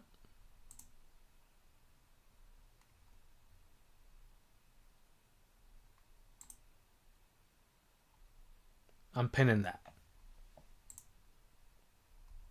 Because 100%. Jim Johnston, we've talked about the San Fran 5 and have mentioned that and this. He's going to the Hall of Fame. He needs to. He was one of the greatest, if not the greatest, musical composers the game has seen. Love it. Put him in the Hall of Fame. Bring him back. I agree. Dion says, I like Seth versus Roman better. I agree. Muhammad says, CFO into the WWE Hall of Fame. CFOS, if you're referring to the people who made the music in NXT, I don't think the Hall of Fame, just because it's too contemporary. Jim Johnston for sure. But Dion says bring back Jim Johnston. I would argue bring back CFOS. The guys that were making music for NXT. They were responsible for Nakamura. They were responsible for Bobby Roode, the Asuka theme. A lot of those NXT themes, they were responsible for it. Love their work. I would prefer them much over Def Rebel for sure. If Drew Carey can be in the Hall of Fame, then anyone can. It's ridiculous. It really is. The fact that he's in the Hall of Fame. But you're right. If he's in it, then anybody can at this point, right? He literally had one showing at the Royal Rumble. He was in the match for what, 5 minutes? And eliminated himself. It's stupid. Motorhead into the Hall of Fame? Maybe. Maybe because it's Triple H's regime and he's a Motorhead guy. But without Lemmy, it's kind of bittersweet. Without Lemmy. But maybe. Who knows? Have they put in bands? I don't think they put a band in. Burgers or pizza? I'll go pizza. Love a good burger. But pizza's king in my opinion. And simply like a simple pizza. You give me pepperoni, I'm set. I'm a happy camper. At Muhammad. You're right. The CFOS did entrance music. Yeah. Yeah, they did the entrance music. But that's why I don't know if they go in the Hall of Fame because it's too contemporary. It's too quick. I do think they should come back, though. I would love it. Is there more pizza places or burger places? Don't do this. Jesus. I'm going to say pizza. I think there's more pizza places because it's more popular, I think. Hear me out here. When it comes to burgers, you're saying specifically burger places. So I'm not going to count like diners or restaurants because those are restaurants. They can have other items. I'm talking about fast food. If you're saying like a Wendy's, like a Burger King, like a McDonald's, okay, I'll give you that. But pizza? I think there's more pizza places. McDonald's is every corner. That's fine, but do you know how many pizza places there are? I recently was looking at like Google Maps, and like in the vicinity, like this 5-mile vicinity, we have a bunch of pizza places. Hold on.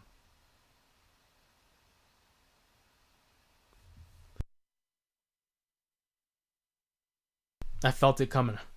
I got rid of that sneeze. Okay. In the vicinity, this is specifically for San Fran 5. There are random, appreciate the hearts in the chat. There are random pizza places. I've seen Mario's Pizza. I've seen Ray's Pizza. I've seen Domino's, Peter Piper, Pizza Hut. And that's like in a quick 1 to 2 mile radius. Literally. I am believing there's more pizza places.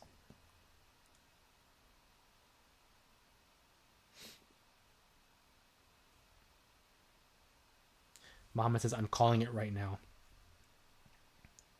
For CFOS, maybe. Pudgies. Cam. Not familiar with those. Not in our area. Who does my guy Brick Bronson Reed come back and thrash next? Any chances he takes out anyone in the chamber? I don't know. I mean, Bronson Reed, the injury that he suffered, I believe takes him out past WrestleMania. Who does he come back and face? I wouldn't be surprised if Punk, right? I wouldn't be surprised if it was Punk because that was the last guy he fought against. I don't know who it is, but sign me up for it. There's more pizza places. Time for a poll. Shut up. Don't do this to me. Little Caesars. I'm not a fan. It's okay, but I can go for a different type. What are your thoughts on The Undertaker using Kid Rock? Using American Badass again. I like it.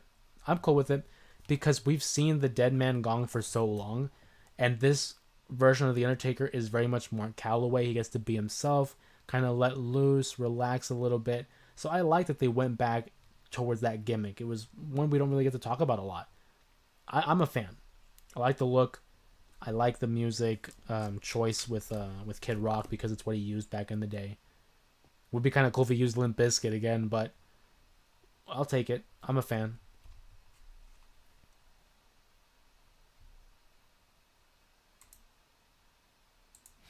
So I'm going to make a poll.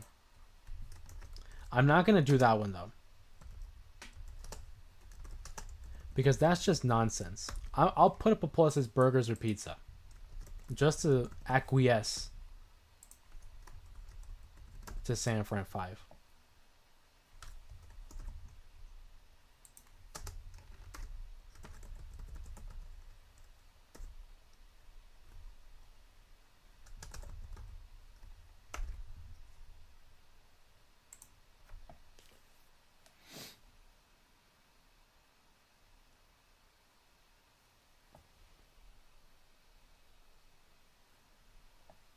Just because I want to see what people are thinking.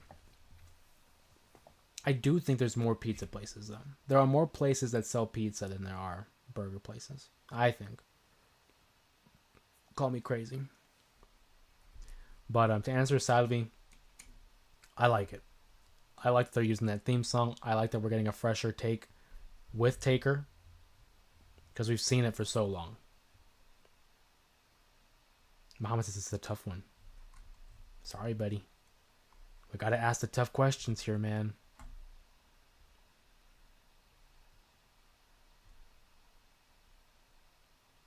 It depends on how I'm feeling. Hey, how you feeling right now? You know, we'll go with that way. How you feeling right now? Dion says pizza is a good post-workout meal. It's just good in general.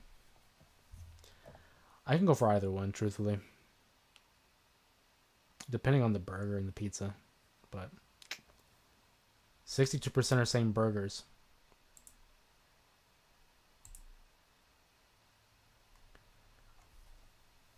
I mean, when it comes to pizza and burgers. Yeah, I know. That's what I'm saying. Like, how you feeling now?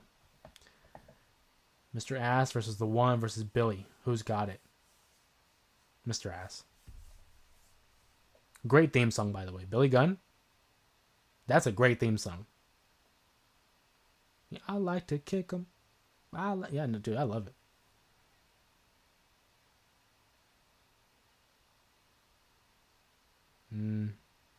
Pizza. Like Kevin did in Home Alone. Pizza like Kevin did in Home Alone. One, the first two movies. 50-50 all day. He had nothing but banger themes. You're right. You're right. You're right.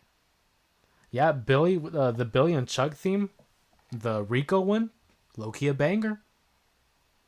Low-key a banger. Billy Gunn, man, and Billy Gunn is still doing it. You know, like he's still going out there and wrestling. Still in great shape, too. What's he in his late 50s? 60s? How old is Billy Gunn? I still sing that while I'm driving. That's hilarious. I want to see how old Billy Gunn is. He's 61. Okay. 61. I'm a fan of his boys, though. Colton and Austin. I'm a fan of theirs. Fun fact, that Billy Gunn gimmick was to make fun of Vince. Was it? Because it came before, no? And the Ryder one, too. LOL. Oh, radio. Yeah. Zack Ryder had a great theme, too. I hope he comes back as Matt Cardona one day. That'd be cool. Chuck Palumbo and Sean O'Hare. I'm afraid not. I don't think they won the Hall of Fame either. I'm afraid not. Billy Gunn is jacked, bro. He really is. And Billy Gunn is big. Like, tall. Nah, I was pranking you. Yeah, I was about to say, like, that didn't line up for me. No, but he's deceptively quite tall. Billy Gunn is.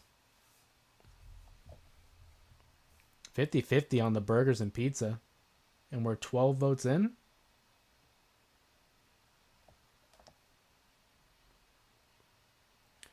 Knowing you, you think real hard to find out what was first. Yeah, dude. Billy and Chuck theme was fire. It was. It was. That Billy and Chuck gimmick, dude, was wild. Way ahead of its time. Planet Stasiak. What do you know about Planet Stasiak? Not a Hall of Famer. I'll tell you that right now. Meat. Who remembers Meat? The Meat character with Stasiak. Unfortunately, The Rock destroyed Billy Gunn after Gunn won the King of the Ring. What a promo, right? What a promo. Oh, dear God. What do you say? Everybody think... Oh, no, he says Bob, but my name's Billy. It doesn't matter. That was a great promo by The Rock, but yeah, it did kind of make Billy Gunn look a certain way following that victory. Mark Jindrak, even less. Even less of a shot. Mark Jindrak didn't do anything. Respectfully, you know. And that's my point, Muhammad, is like not everybody's going to go in the Hall of Fame. If everybody goes in the Hall of Fame, it's not as special. But my name, Billy, yeah, PW101 knows what I'm talking about. Shout out to 101. Shelton Benjamin, absolutely. Intercontinental Champion, U.S. Champion, Tag Team Champion. One of the best tag teams that WWE had. Shelton Benjamin is great. 101 agrees. Shelton Benjamin's a legend. Still in great shape, too. Current Tag Team Champion with Bobby Lashley. With the Hurt Syndicate. I'm a big Shelton advocate. Ain't no stopping him.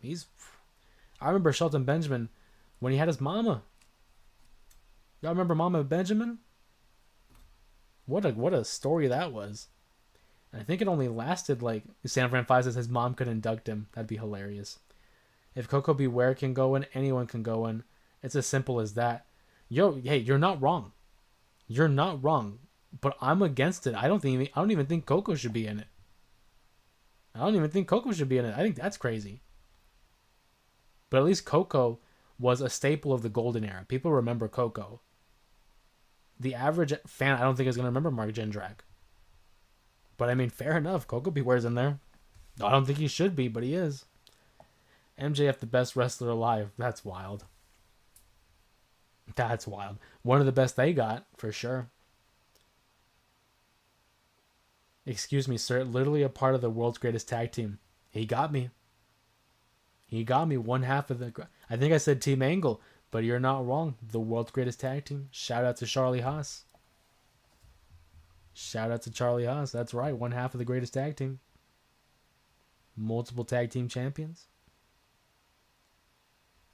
That's a great call. Great callback. Marty Jannetty in the Hall of Fame. Good Lord. No, dude. No. The Reflection of Perfection. Who don't remember Jindrak? Dude, when he had Teddy Long as his manager for like, what, a couple weeks? Maybe 1 week? What was their obsession with like having that type of a gimmick? Because the Reflection of Perfection is very much like the narcissist Lex Luger. And then a year later, it's basically Chris Masters. They love that type of a gimmick, man. I remember Mark Jindrak best, though, with his time with Kurt Angle. When it was Angle, Luther Reigns, and Mark Jindrak. That was my memory of him. The Brooklyn Brawler needs to go in the Hall of Fame. He did so much for the WWE. I actually would agree with that. I would put Brooklyn Brawler over Coco Beware. 100%. 100%. I agree with Sadly on that.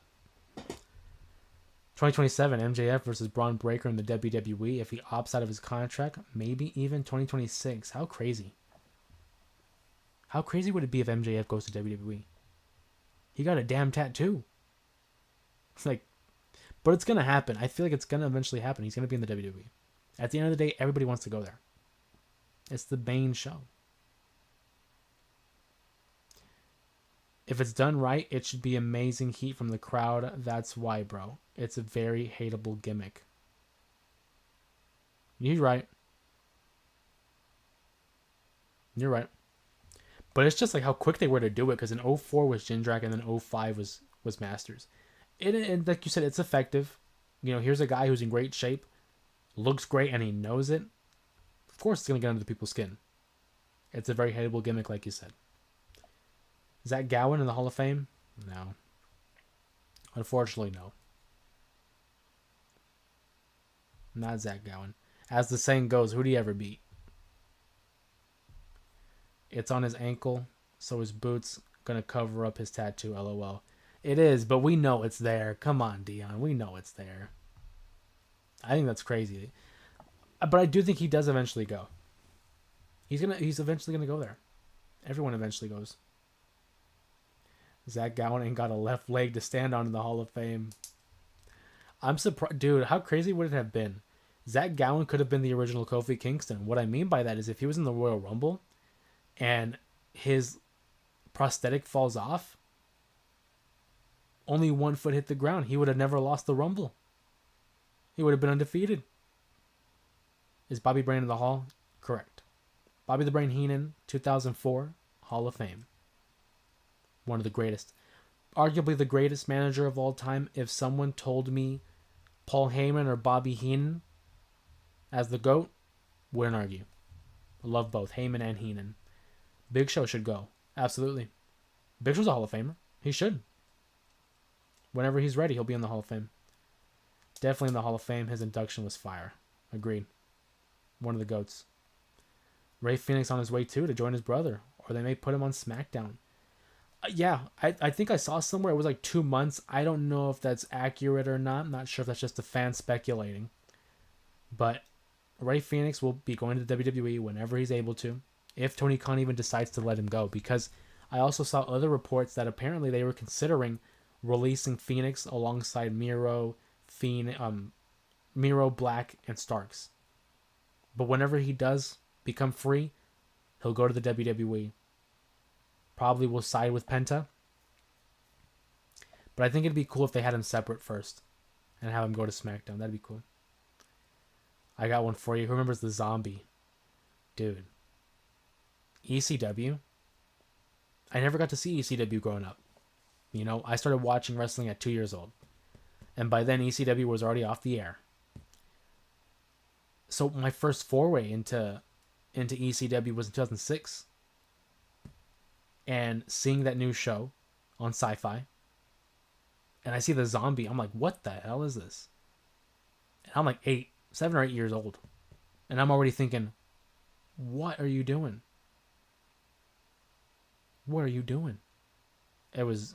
And the only reason they did that was because it was Sci-Fi. So it was like alien, zombie type of characters because of that network. It was dumb. Did you know that guy, Kevin Owens, was the White Undertaker guy? Mordecai. Yeah, Mordecai. Almost had to enunciate. Mordecai. Yeah, he had an appearance at Judgment Day 04 and Great American Bash 04. Beating the likes of like Scotty 2 Hotty and I think Bob Holly maybe? Scotty 2 Hotty for sure. And they wanted him to face off against The Undertaker is crazy. Kevin Thorne was a one-hit wonder destined for disaster. The Mordecai stuff is crazy. I kind of prefer him as Kevin Thorne, as the vampire gimmick. Him with Ariel, I prefer that over Mordecai. I wasn't a big fan of it. But the Kevin Thorne stuff, yeah. I loved Kevin Thorne. I thought it was a cool look. That was a cool look. Him along with Ariel, that worked for me. He even got a Royal Rumble appearance out of it.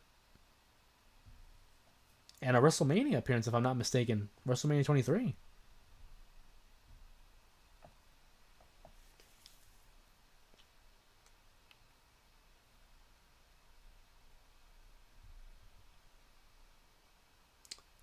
Thank you for the hearts in the chat. What did you think about Lucha Underground? So I didn't get to see all of Lucha Underground. There was a point where on Netflix it was available to watch, and I saw a good portion of like the first season. Wasn't able to see a lot of it, but I like the distinct feel of it. I love the presentation. They treated it like it was a television show that happened to incorporate wrestling. You know, the temple itself, the look, and like I said, the presentation, the camera work. I also like the diverse nature of the matches. You had people like Pentagon facing off against Chelsea Green and EO, and the men fighting the women, and it was cool. It was different. I like that unique taste. We also had guys like AR Fox and Swerve Strickland, who was Killshot, and Prince Puma. I like that. It was cool. I would love to see them bring him back or just re-upload it to Netflix. And because the WWE is on Netflix, there's that demand for pro wrestling, I think. So I would love to see them re-upload Lucha Underground somewhere so I can finish it, because I never really got to finish it. Al Snow, what does everybody want? Hot take, I think he could. I think Al Snow, he was instrumental in the Attitude Era and very much in Tough Enough. He's running OVW, had a moment in TNA there. You could make the argument Al Snow, maybe. Hot take, Daniel Puder. That's crazy. Daniel Puder's crazy. Kurt Angle would pop out of retirement for that. He gonna want his. Dude. Kurt Angle and Dugson? That'd be hilarious. That would be hilarious. I wonder where is Daniel Puder? Whatever happened to that guy? Dean Malenko. Dean Malenko's a good one. Because Dean Malenko, again, like a Fit Finlay, where those guys were solid wrestlers, but it was their careers after that I think really carry their legacy. What they did as producers, what they did as, helping the younger talent. Dean Malenko's a good one. Who would induct him? I mean, the two guys I would have thought of, are gone. That's a good one. Angle inducting him is wild. Imagine. The man of 1,000 holds right there. Oh, he's great. Dean Malenko, dude. The Iceman. Salvi says, I've always liked Billy Kidman. Had a great theme song. Billy Kidman's cool. Whether it was like in WCW as a member of the Filthy Animals, had his memorable feud with Hogan, married to Tori Wilson for a little bit there. Billy Kidman married to Tori Wilson? Shout out. Billy Kidman's goated. He's the reason I do the Shooting Star. And the Shooting Star is not an easy move. That's impressive as hell. That's impressive as hell. He's going through it, bro. Him legitimately trying to break his arm messed up his career forever after that. Yeah. Yeah, I bet. But even then, like after that, what happened? Did he go back into MMA? Because I know shortly after he went like back to OVW and then just released, essentially. But Billy Kidman is goated. Former Cruiserweight champion, former Tag Team champion, WCW alumni. My personal hero because he married Tori Wilson. I mean, they're not together no more, but still, that's an accomplishment to fall back on. 56% on that pizza vote.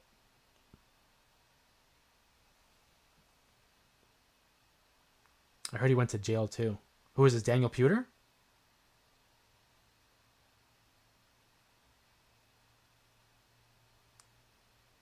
Your thoughts on OVW on Netflix?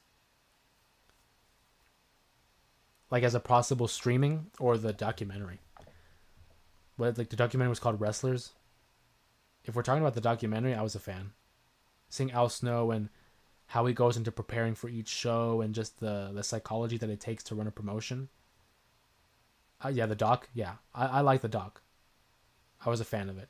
Got to see new names because I wasn't keeping up with OVW. So to see like people like Hollywood J, obviously Shira and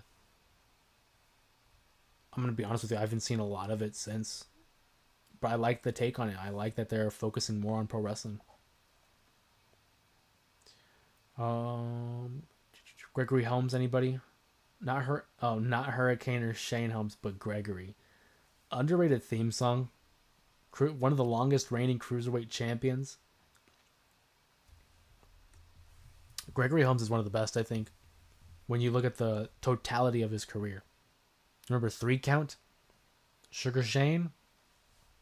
Obviously the Hurricane and Gregory. Fan of his. Yeah. So it was Daniel Puder. That's crazy. Kevin, what did I miss? Hey, what's going on, Kevin? Thank you for joining the stream. We talked about Monday Night Raw, obviously the recap and the fallout of Monday Night Raw, and now we're just going down memory lane talking pro wrestling. Join in. Pizza, the food the devil equals the food the devil ever made. Salute. It's the best. It's honestly the best. 3 Count WCW. That ladder match in WCW was good. I have the DVD of, it was like it released in 2007. It was just a compilation of some of the best ladder matches, and that ladder match in WCW where it's like 3 Count, the Young Dragons, and Evan Courageous, and I forgot who his partner was. It might have been more. But the point is, they had that 3-way ladder match, and I remember it was good. Get up for the 3 count, everybody dance together. Oh man, what an idea. Young Dragons were nice, yeah. Tamales rojos or tamales verdes? I'm gonna go rojos. I like the red ones, for sure. Nothing against the green, but I'll go red every day. Only real fans know that Jamie Noble was a young dragon. WCW back in, what was that, 2000 maybe? Shout out to Alex Wright. Wow, we're going way back. Way before my time, too. I mean, maybe not way before my time, but I was like a toddler. Who remembers Norman Smiley out there? Berlin. That's crazy.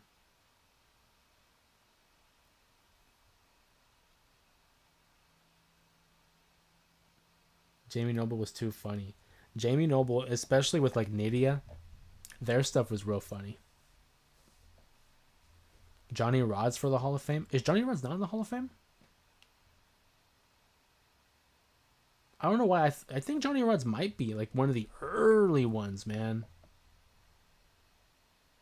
Like one of the very early ones. Like I'm talking 96 or something.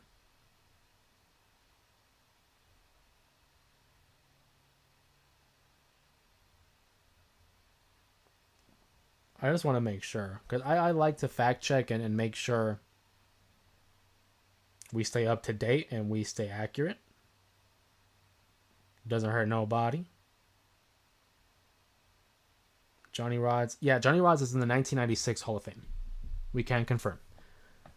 The Screaming Demon, Norman Smiley. Shout out to Norman with the afro and the Speedos. Hardcore champion. Coachman for the Hall of Fame? I don't think so. It's Michael Jordan's birthday. Happy birthday, GOAT. Off topic, but can you do a live on canceled wrestlers during the pandemic? Oh, wow. Like Joey Ryan and Marty Scurll. Wrestlers like them help start AEW. Ooh, that's a good idea. You already know. Got my little notepad.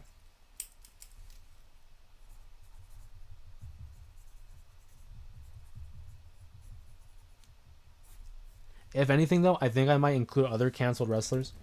Not specifically just the pandemic, but it will focus primarily on pandemic. Like the guys you mentioned, for sure. Absolutely. But I like that topic. This week, for the Thursday topic, I didn't put up a poll because I wanted to talk about Macho Man. So that's the one we're going to be doing. Next week, maybe we do the canceled one. That'd be a good idea. But if you guys were wondering about the poll, I didn't put one up this week because I wanted to do Macho Man. So, but we will be doing polls regularly. It's just for this week I didn't have one up. Coach got to get in. He has more classics than Michelle McCool. Yeah, maybe. But even then, Todd Grisham? No. Not Todd Grisham. Joey Ryan. He's a legit. Yeah, I did. Oh, you did a show with him, and he was legit trying to sweet talk the promoter's 15-year-old daughter. Wow.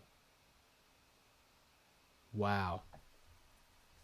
But I buy it. I believe it, low key. That's crazy.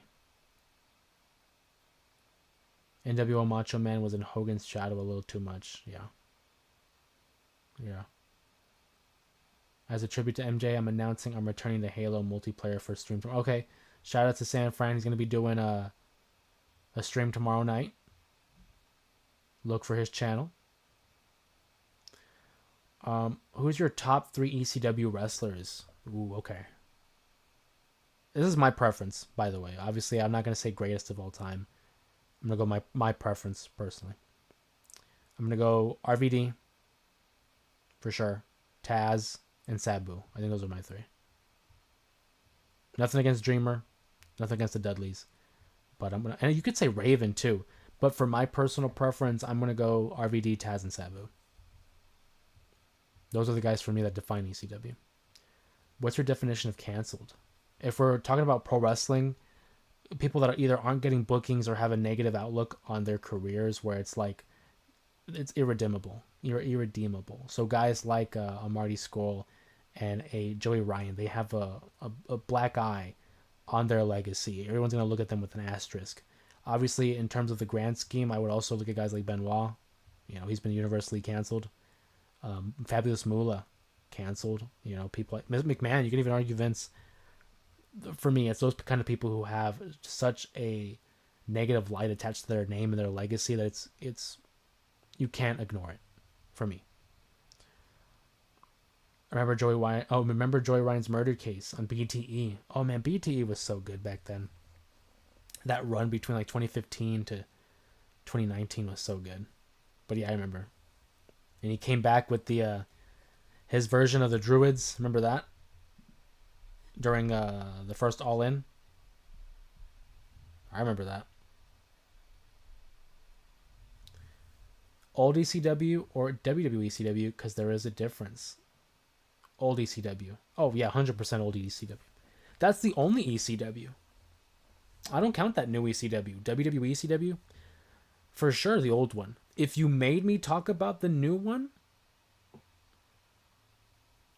CM Punk, Christian,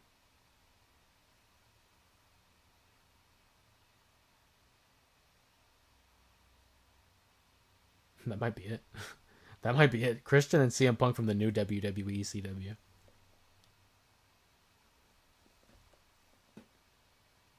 Velveteen Dream. Oh, that's right. Yeah. See, I even forgot about Velveteen. I forgot about Velveteen Dream. That's another one.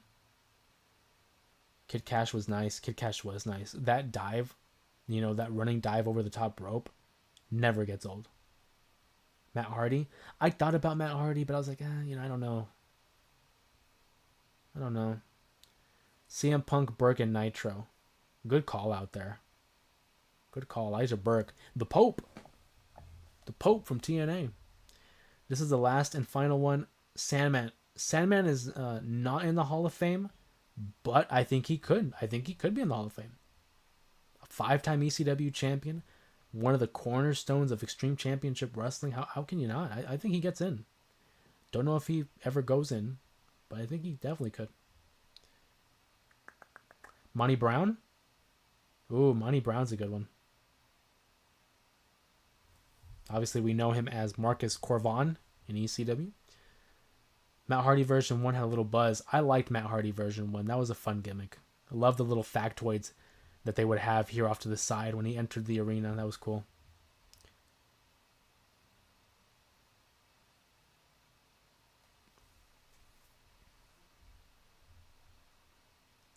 He is super. He is crazy. He's super crazy. Shout out to Super Crazy. The alpha male Muhammad, but he did his best work in TNA. Agreed. His best work was in TNA. We saw him in as Marcus Corvon, but that was like, what, for a cup of coffee? Wasn't really there for that long. Kevin says, LMAO, nah, for real. Christian and CM Punk are the only ones from the new EC. Yeah, those are my guys. Maybe Dreamer, from the new one at least. What's going on, Sean? Hopefully you're doing well. Hopefully the weekend treated you right and the week treats you even better. Shout out to Sean there. Thank you for joining us. Muhammad's a Psychosis. Love Psychosis. Love Psychosis, man. Awesome. Joe Hendry and Damian Priest use the same finisher. Yeah, South of Heaven and the oh my god, standing ovation. Took me a second there. I absolutely love Mexico's run and the Juan Diaz. Dude, so people, that cracks me because there's like a lot of criticism of the Mexicals and their representation of Mexicans because of like the stereotypes and the lawnmowers and just the way they were. And I get it. It was a different time. I never found it offensive. I thought it was funny. I love Psychosis and Super Crazy. Juventud Guerrera, The Juice. I was a fan of theirs. I thought it was cool. CCW makes ECW look like child's play. Shout out. Great TV right there. It was fun. It was back when it was like fun. You can get away with a lot. The Eliminators. Yeah, I remember the Eliminators. I was not surprised when I found out Ambrose was in CCW. He fits right in. What happened to Super Crazy? That's a good question. I don't know. I don't know what happened to him. Big Neck Network with a great point there on CCW. Basically. I used to like blood bash wrestling matches, but now seeing blood makes me squirm. I mean, when done right, you know, because when it's excessive, that's when it can get ugly. So I get it. I get it. Hoovy was lit. Hoovy was lit, man. Recently had a matchup on Dynamite a couple years ago. Sanford got me on this one. Remember the challenge from the Versus series where you had to beat someone with the Mexicals? I think it was the heavyweights. I don't even think I remember that one. It's been a minute since I played the Versus series. I'm gonna miss Rey Mysterio. We all are. Rey Mysterio is the greatest of all time. The greatest luchador of all time. The GOAT. Love Rey Mysterio. Whatever happened to Big D Johnson, I don't know. The less we know about him, the better.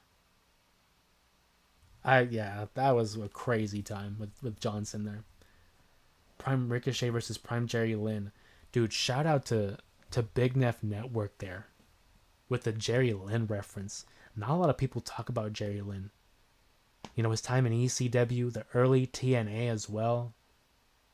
Jerry Lynn is a legend, dude. His matches with RVD, some of my favorite matches of ECW. Because ECW is very much known for its hardcore wrestling, rightfully so. Blood and guts, of course. But Jerry Lynn versus RVD, those matches delivered, man. I love those matches. Versus Prime Ricochet, sign me up. Looks like Penta uses the Psychosis dance to me when Psychosis was in WCW. That little strut. Yeah, I could see it. I also think it kind of gets a little bit of inspiration from La Parca, who was very famous in Mexico, had a stint in WCW as well. I see some inspiration there. Cradle Pile Driver from Jerry was money. Jerry Lynn was lit, dude. Doesn't get enough flowers. Do you think Jericho comes back from WWE or comes back to WWE? Sean, I think so. I think eventually he does. Because I think eventually he's going to have that final run. Everyone wants to retire there. You know, it's, you know, for better or for worse, it's the big leagues. It's the main show. And he goes in the Hall of Fame. He's obviously, Jericho has said in the past, he doesn't feel like he needs to go in the Hall of Fame. He feels like he's already in it. And that's fine. But I do think he ends up going. I think he goes back. All in their prime. One is your bodyguard / everyone after you. Taker, Austin, Rock, Hunter, Batista. Oh, okay. The one that is... I'm assuming they're all in their prime.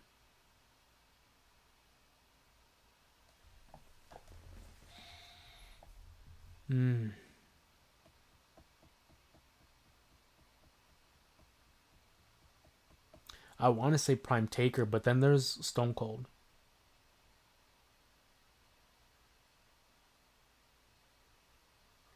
I think I'm going to go Prime Taker. You can even say Triple H. He was beating everybody in the 2000s. Kevin says, I love Jericho. I have him in my top 4 all time, but not going to lie, he can stay in AEW. He's a GOAT. It's just this last couple of years have not been a good run. Not been a good run. It was SmackDown vs. Raw 07. You had to use Super Crazy and Psychosis to beat the Brothers of Destruction. That was when they weight difference in the game. I don't remember, man. It's been a minute. Please don't call him Y2J. Yeah, he's not Y2J. Not anymore. He's El Nueve. The Learning Tree. Prime Taker's my bodyguard. I'd agree. Triple H got my back all the way. We can take the rest. I mean, like I said, Triple H was beating everybody in the 2000s. He even said in Chris Van Vliet's podcast. Yeah, that's what I was referring to because I recently listened to his interview. Taker 7 foot. LOL. Sanford 5 says 6'10". Dude, come on, you know they're gonna have to bill him up. Okay, 6'10", LOL. You know they have to do it. It's like when they were, billing Andre the Giant as like near 8 foot tall and like 500 pounds. He wasn't. Sam Friend says Taker's my all-time fave. He is. I can attest to that. That's why I love seeing Shawn and Taker together, whether they're matches or just segments. Because Shawn's my favorite of all time. And then Taker is his. So that's super cool. Have you ever seen any off being the Elite episodes on YouTube? My favorite episodes was when they had Brody Lee and the Dark Order parts. I loved, I should say, being the Elite. Ever since it became being the Dark Order, I wasn't a fan. My favorite episode is the Exorcism of Cody Rhodes. I think that's so well done. I'm a big horror fan, so seeing the Exorcism of Cody Rhodes is one of the best episodes they've ever done. Love it. You just made the list. I'm dead. Jose, guess what? You just made the list. Oh my god. I mean, not the list, man. What a time. Christopher Daniels in the Hall of Fame? No. Unfortunately not. I don't see him going in the WWE Hall of Fame. He never was in the WWE. And I know there's been guys to go in that Hall of Fame that weren't. But I don't think they put CD. I don't think they do. Love Christopher Daniels' moonsault. Yeah. The best moonsault ever. Have you been in the Jericho Cruise? No, I have not, and I don't plan on it. Not because I'm anti-Jericho, but because I'm anti-Cruise. I can't swim, and I'm not taking that chance. Not taking that chance at all. But I hear it's a good time. I hear it's a good show. But I will not be attending the Jericho Cruise. Maybe if I could learn how to swim. But at this point, I don't think I ever will learn. The Geminis? Wow. That's a callback. I worked Big Vito. Thankfully, it wasn't the dress gimmick. Wow, you worked Big Vito? That's crazy. I remember the dress gimmick. That was such a weird time, too, on SmackDown. That's wild. So you worked Big Vito. You've unfortunately met Joey Ryan. That's wild. I was hype for Carlito's return. He had me biting apples as a kid and spitting them. What a waste of an apple, Kevin. Come on now. No, but Carlito's too. He's. I mean, in a word, he's cool. Carlito's great. LMAO. Jose learned from the Titanic. Damn right. Dude, I'm not taking that chance. Remember Epico and Primo? Yeah, of course. They had Rosa Mendez as their manager there for a time being. They won the tag team champions. They beat Kofi Kingston and I believe Evan Bourne, if I'm not mistaken. I was there in Orlando for Jericho and Owens' match in Orlando for WrestleMania. Oh, Owens. Oh, my fault. I'm thinking Owen Hart. Kevin Owens. Oh, that's crazy. Okay. WrestleMania 33. That's awesome. That's awesome. Great set.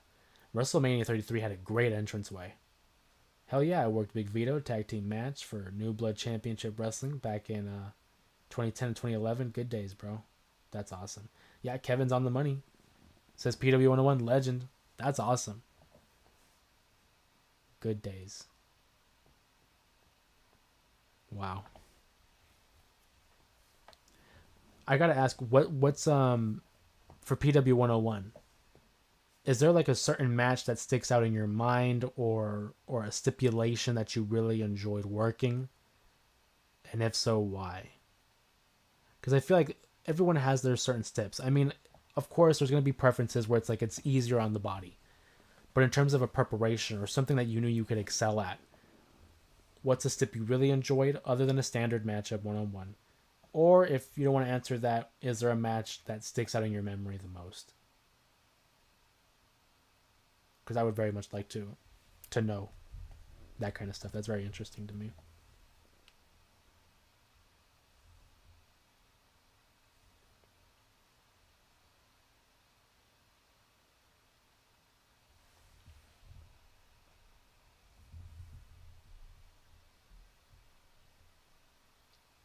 And San Fran says, what's the craziest spot you've taken? Good question there, San Fran.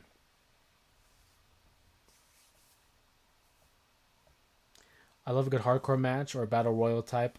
More opportunities to do more for the crowd. That's awesome. Yeah, no, it makes sense. Especially the battle royal. Everyone loves a good battle royal, but a hardcore match is definitely one that I think gets those spots that allow you to get a big pop, right? That's cool. How do you feel the next day? Facts. I can only imagine after a hardcore match.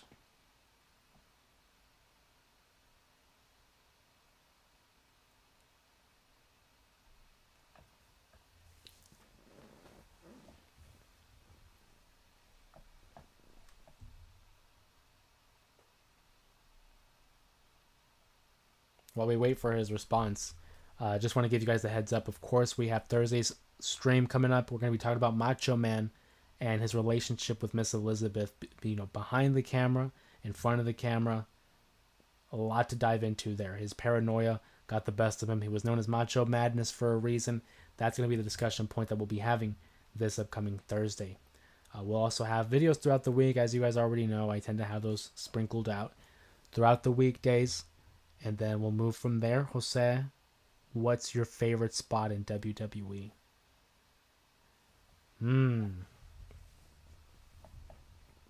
My favorite spot in the WWE.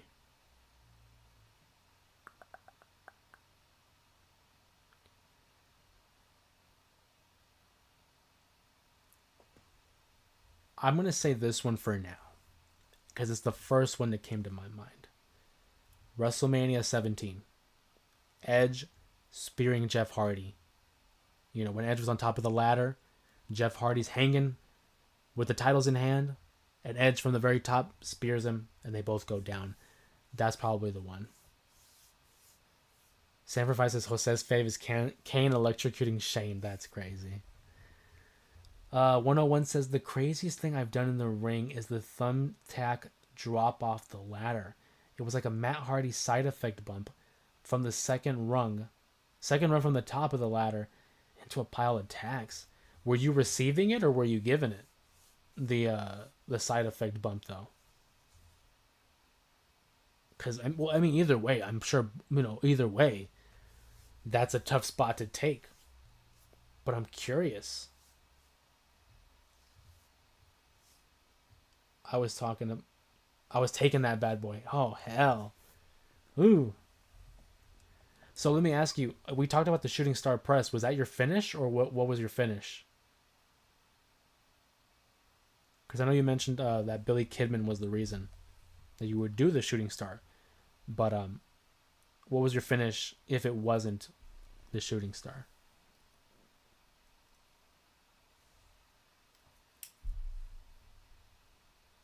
I respect you, Trooper. Dude, that is crazy. A side effect off of the ladder. Second rung. On attacks. I can't imagine. No, thank you. That's insane. It really is, dude. And what's insane is to have someone on the stream that has that type of experience. Because it lends that self to credibility, right? Because it's one thing for us as fans to discuss it. Me, I'm a diehard fan. Been watching it for many years. But you have tackled, the physicality of it. And not a lot of people can do that. Not anybody can do that. So the fact that you have that pain tolerance to do it, big ups. Kevin says, bro, I remember watching Randy take the tax. Backlash 04. 101 says, I used the shooting star under the Supernova Steven Strong gimmick. All the flashy stuff kind of went sideline when I went to gaslight Blake Patson for a more fighter type gimmick. Okay, right on. Right on. Which, I mean, makes sense. Because, I mean, like, once you have, like, that Supernova flashy, yeah, you want to do maneuvers like that.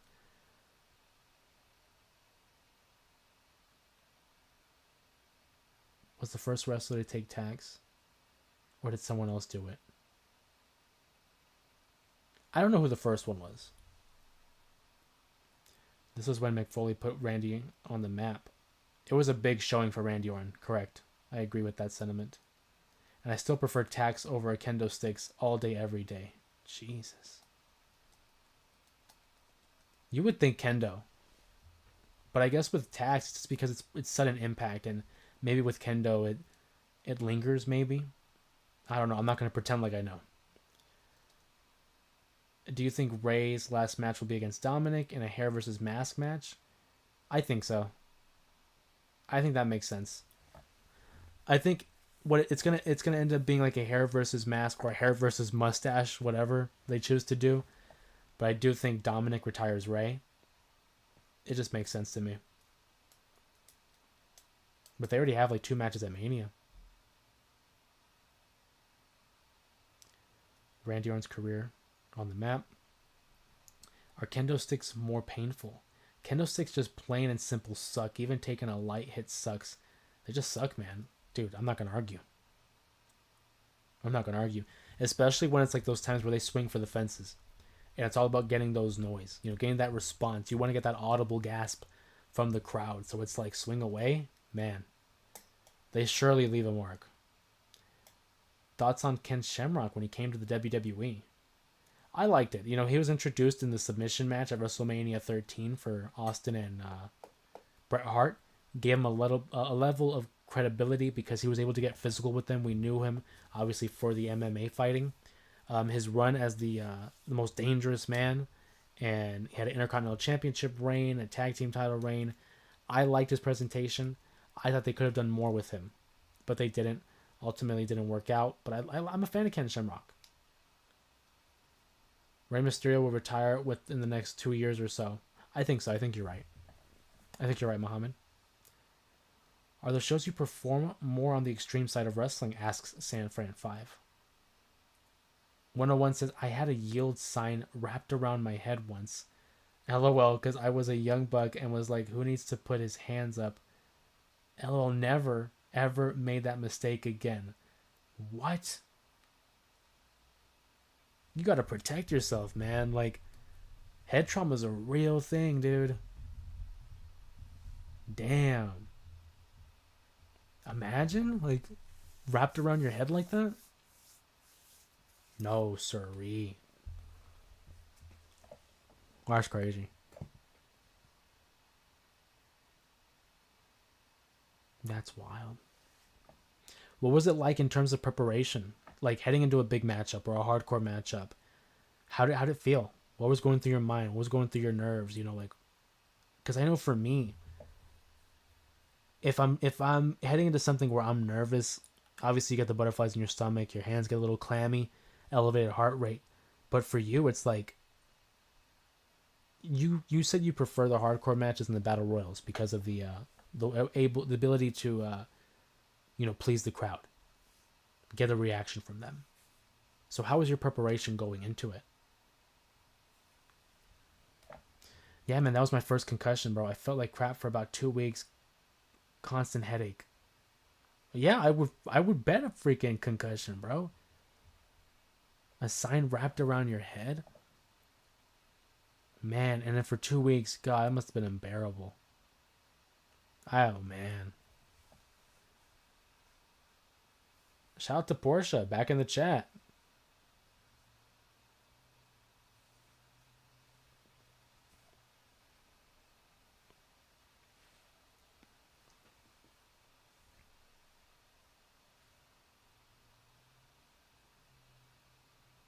Sammy backs.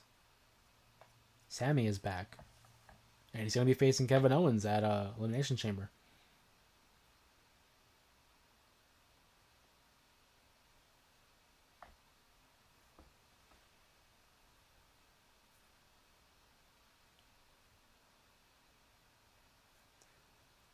PW101 says, what are you doing if your opponent is New Jack? Oh my god, it's going to be a death match at that point.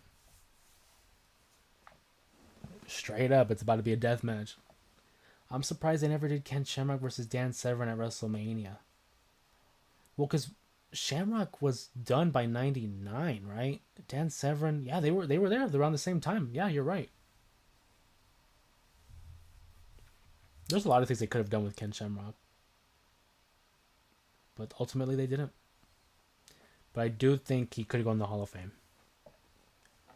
Maybe not this year, but I think eventually we will see Shamrock in there.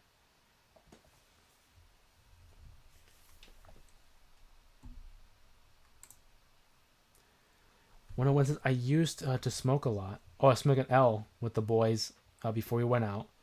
But I don't do that anymore either. I always throw up the too sweet to my opponent before I went out and prayed. That was my personal. Oh, okay. Right on. Have you ever gave a receipt to your opponent? That was my personal pre-match deal. Okay, it got cut off there between Sanford and 5 there. Too sweet. 4-way match, Rock, Roman, Seth, Cody. Nah. That'd be cool. I'd like to see it, but that's out of the cards. I think Roman faces Seth, Cody versus Punk, or Cena, or both maybe. Rico, Hall of Fame. Unfortunately, not for Rico. Not in the cards. I don't think so.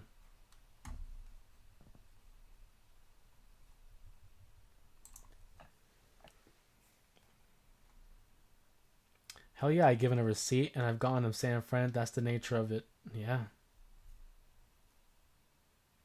F in the chat.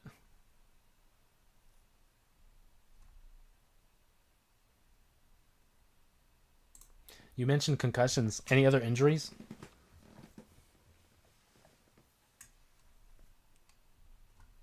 Any like major injuries that you had suffered? I know we talked about the concussion. I mean, that in itself is already taxing, but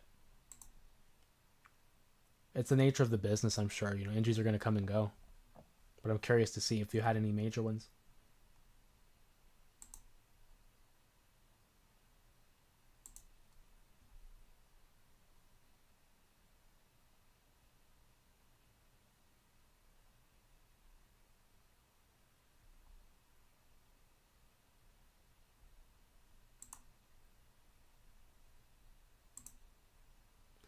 We're going to go live for maybe another 10 minutes here, and I'm going to start wrapping up soon. Unfortunately, your boy got to go to work tomorrow. So we're going to go ahead and wrap it up in a little bit here, under 10 minutes. Let you guys get in the conversation and share some of your questions, your comments, anything you want to ask me or ask PW101. Who says, I blew my knee out in a match in Boston back in 2014. Took me out for about a year, but that's when I switched up the gimmick and became Blake Patson. Okay, yeah, well that makes sense too. I mean, what'd you give them back? A stiff shot to the face, or were there foreign objects involved? Muhammad says, where do you work at? That's personal information, Muhammad. No, but I work like retail. I work retail. That's all I'll say. May I ask? Yeah, it's fine. I'm an open book. But yeah, I'll just say I work retail. That's all. Portia's why, but I want Seth to win. Yeah, but I think Roman's going to attack Seth. I like Seth too, but I think Roman attacks Seth, costs him the matchup, and that's going to set up Seth versus Roman at Mania. That's my prediction, personally. Muhammad, first job? No. My first job was as a server. I was waiting tables in a retirement community. Out of respect for them, I won't be sharing the name, but That was my first job. I was waiting tables in a retirement community, and then from there I had worked as a medical assistant for a little bit, and then went back to the serving job. And since then, I've worked at other jobs, like in a movie theater for a little bit, and now I'm working retail. So we'll see. Salvi says, as of right now, what do you think will be the WrestleMania main event compared to how you thought the WrestleMania event was going to be last year? So, I think as of right now, the main event is going to be Cody versus Cena versus Punk. That's my wild card. I think it's going to be Cody, Punk, Cena in a triple threat. Don't know how they do it, but I feel like that's where we're going. If not, then probably Cody versus Punk. I think. How I thought it was going to be last year, I thought for sure Rock versus Cody. They set it up perfectly for it to be Rock versus Cody. Or Rock versus Roman. But I think Rock versus Cody was the main one I thought was going to happen. PW101 said, just a stiffer shot than usual, bro. I don't ever want to really hurt no one. I wouldn't want him to hurt me, you know. Yeah, that makes sense. Stressful jobs? No, not stressful. Not stressful at all. It's work, right? You have your good days, you have your bad days, but I wouldn't say stressful. What things have you learned between your jobs? Time management, teamwork, team building, stuff like that. You know, the typical stuff, right? How to work with people that are different in terms of not like-minded. You know, because, and what I mean by that is, I don't mean in terms of like background or stuff like that, but there are people who don't have the same work ethic, I should say. People who are more to take the initiative to take on certain responsibilities and just balancing and being able to delegate responsibilities, stuff like that. I've really just learned to work with people. Sanford 5 says, I've always learned in the number one for a wrestler is to protect your opponent no matter what, because that's what Bret Hart said. Yep. My favorite moment I've had was wrestling Reed Flair. You wrestled Reed? Jesus. We gotta get PW101 like on a video or like on an episode. Wrestling Reed Flair at NLW. That was an intense night and the one match that I still look back on and remember fondly. That's cool. Imagine Dean comes back and it might be Dean and Roman and Seth at one of the pay-per-views. I don't think he'll come back soon, but if John ever does come back, I would love to see John versus Seth versus Dean. John versus Roman versus Seth in a triple threat at WrestleMania. That'd be cool. That's the absolute number one rule, Sanfran, without a question. Agreed. Do you normally get along with your fellow workers or not? Oh, yeah. I would like to think I'm very easy to get along with. It doesn't take a lot for me to get along with people. I'm not very argumentative or confrontational. I think I would like to say I'm easygoing. If you ask anybody, I think that's one common theme is I'm very easygoing, go with the flow type of a guy. And I know how to adapt to different workers. If someone is a harder worker than someone else, I can still manage a way to work around it and still get the job done with that individual. So I would like to think I'm more inclined to get along with my coworkers. No, I never really had a serious problem. Yet, knock on wood, you know, like Sanford 5 says, not gonna lie, when we worked together, you were the locker room leader, like Undertaker, and I'm over here like Punk. Yeah, Sanford 5 and I used to work together for a time being there, and then I had left. But yeah, I worked there longer than he did and any of the other people, so I kind of knew my way around the job and knew the ins and outs, so I was able to, yeah, like you said, a lot of empathy, a lot of trust, and communication skills. That's all it is. It's like I would tell Sanford 5 whenever the job would get tough or stressful, like you said. All it is just communication. As long as you're able to communicate with the people around you, it's easy. Don't let it get to you. At the end of the day, it's a job. like anything else. He overdosed about 2 months after the match. That was a tough one. Reed and I were good friends. I never met his dad, though, because I never thought or even wanted to be like, hey, so your dad. Yeah, I get that. That's tough. I mean, obviously, as a fan of wrestling, you want to. You want to meet the Nature Boy, but out of respect, it's like, I don't want it to be like, I'm just talking to you for your dad. So I respect that. And I'm sorry to hear that. That you were good friends with him, and pretty sure a lot of the people here who follow pro wrestling, they're familiar with Reed Flair. His time in WCW, obviously had that little showing in 02 with The Undertaker. Or not Reed, I'm sorry, I'm thinking David. No, Reed Flair, yes, of course, because Reed Flair was the younger brother. My mistake. Reed Flair, who wanted to get into business, and correct me if I'm wrong, but inspired Charlotte to get into the business. Yeah. The Raw main event was so good. It was. I enjoyed it. Seth versus Finn always delivered. 101, Reed is the entire reason Charlotte decided to wrestle. She wanted to finish out her dream. Yeah, that's right. I thought so, because that's when I figured too, because I accidentally was thinking about David, but I was like, wait, David's not. Yeah.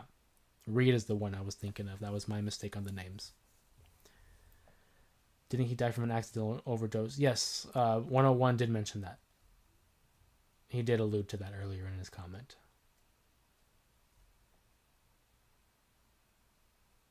Yeah. Gone very too soon. Well, I don't mean to end it on a somber note there, but we're going to go ahead and start calling it here. Appreciate you guys, of course, for joining us on today's live stream. We had a great conversation. I would love to dive more in depth with PW 101 there. A lot of great takeaways and great insight from someone who's on the inside, of the business that we all love and appreciate and are thankful for. So I want to first and foremost thank everybody here who was a part of the live stream. It's been awesome, consistently coming out, having a great chat with you all. Just like PW 101 said, thanks as always for a great chat, y'all. Hey, thank you. It's awesome to have someone with the insight that you have, so we appreciate you taking the time out of your day to join us on a Monday night, following Monday Night Raw, talking about pro wrestling. Thank you guys again for all the love and all the support. Can't express my appreciation, my gratitude enough, but I will continue to try my best to voice that in these live streams. Thank you guys again. Hopefully you guys enjoy the rest of your evening. Hopefully the next week treats you well. We will have another live stream on Thursday, same time, same place, where we talk about the Macho Man and his relationship with Miss Elizabeth and the Macho Madness that came with it as well. One last thing here. Portia says, what if Ronda Rousey comes? I might have spelled it wrong. Maybe. Ronda Rousey, I don't think is done in pro wrestling. I think there's a chance she could come back. Maybe not soon, but maybe one day. You never say never in the world of professional wrestling. And just like I said, that we're never going to leave. Just like Leo DiCaprio and the Wolf of Wall Street. I'm not freaking leaving. Appreciate you guys. Hopefully you guys are safe. Have a good night. Have a good morning. Stay cool. Stay safe. And we'll see you guys in the next one. Appreciate you guys, everyone. Have a good one.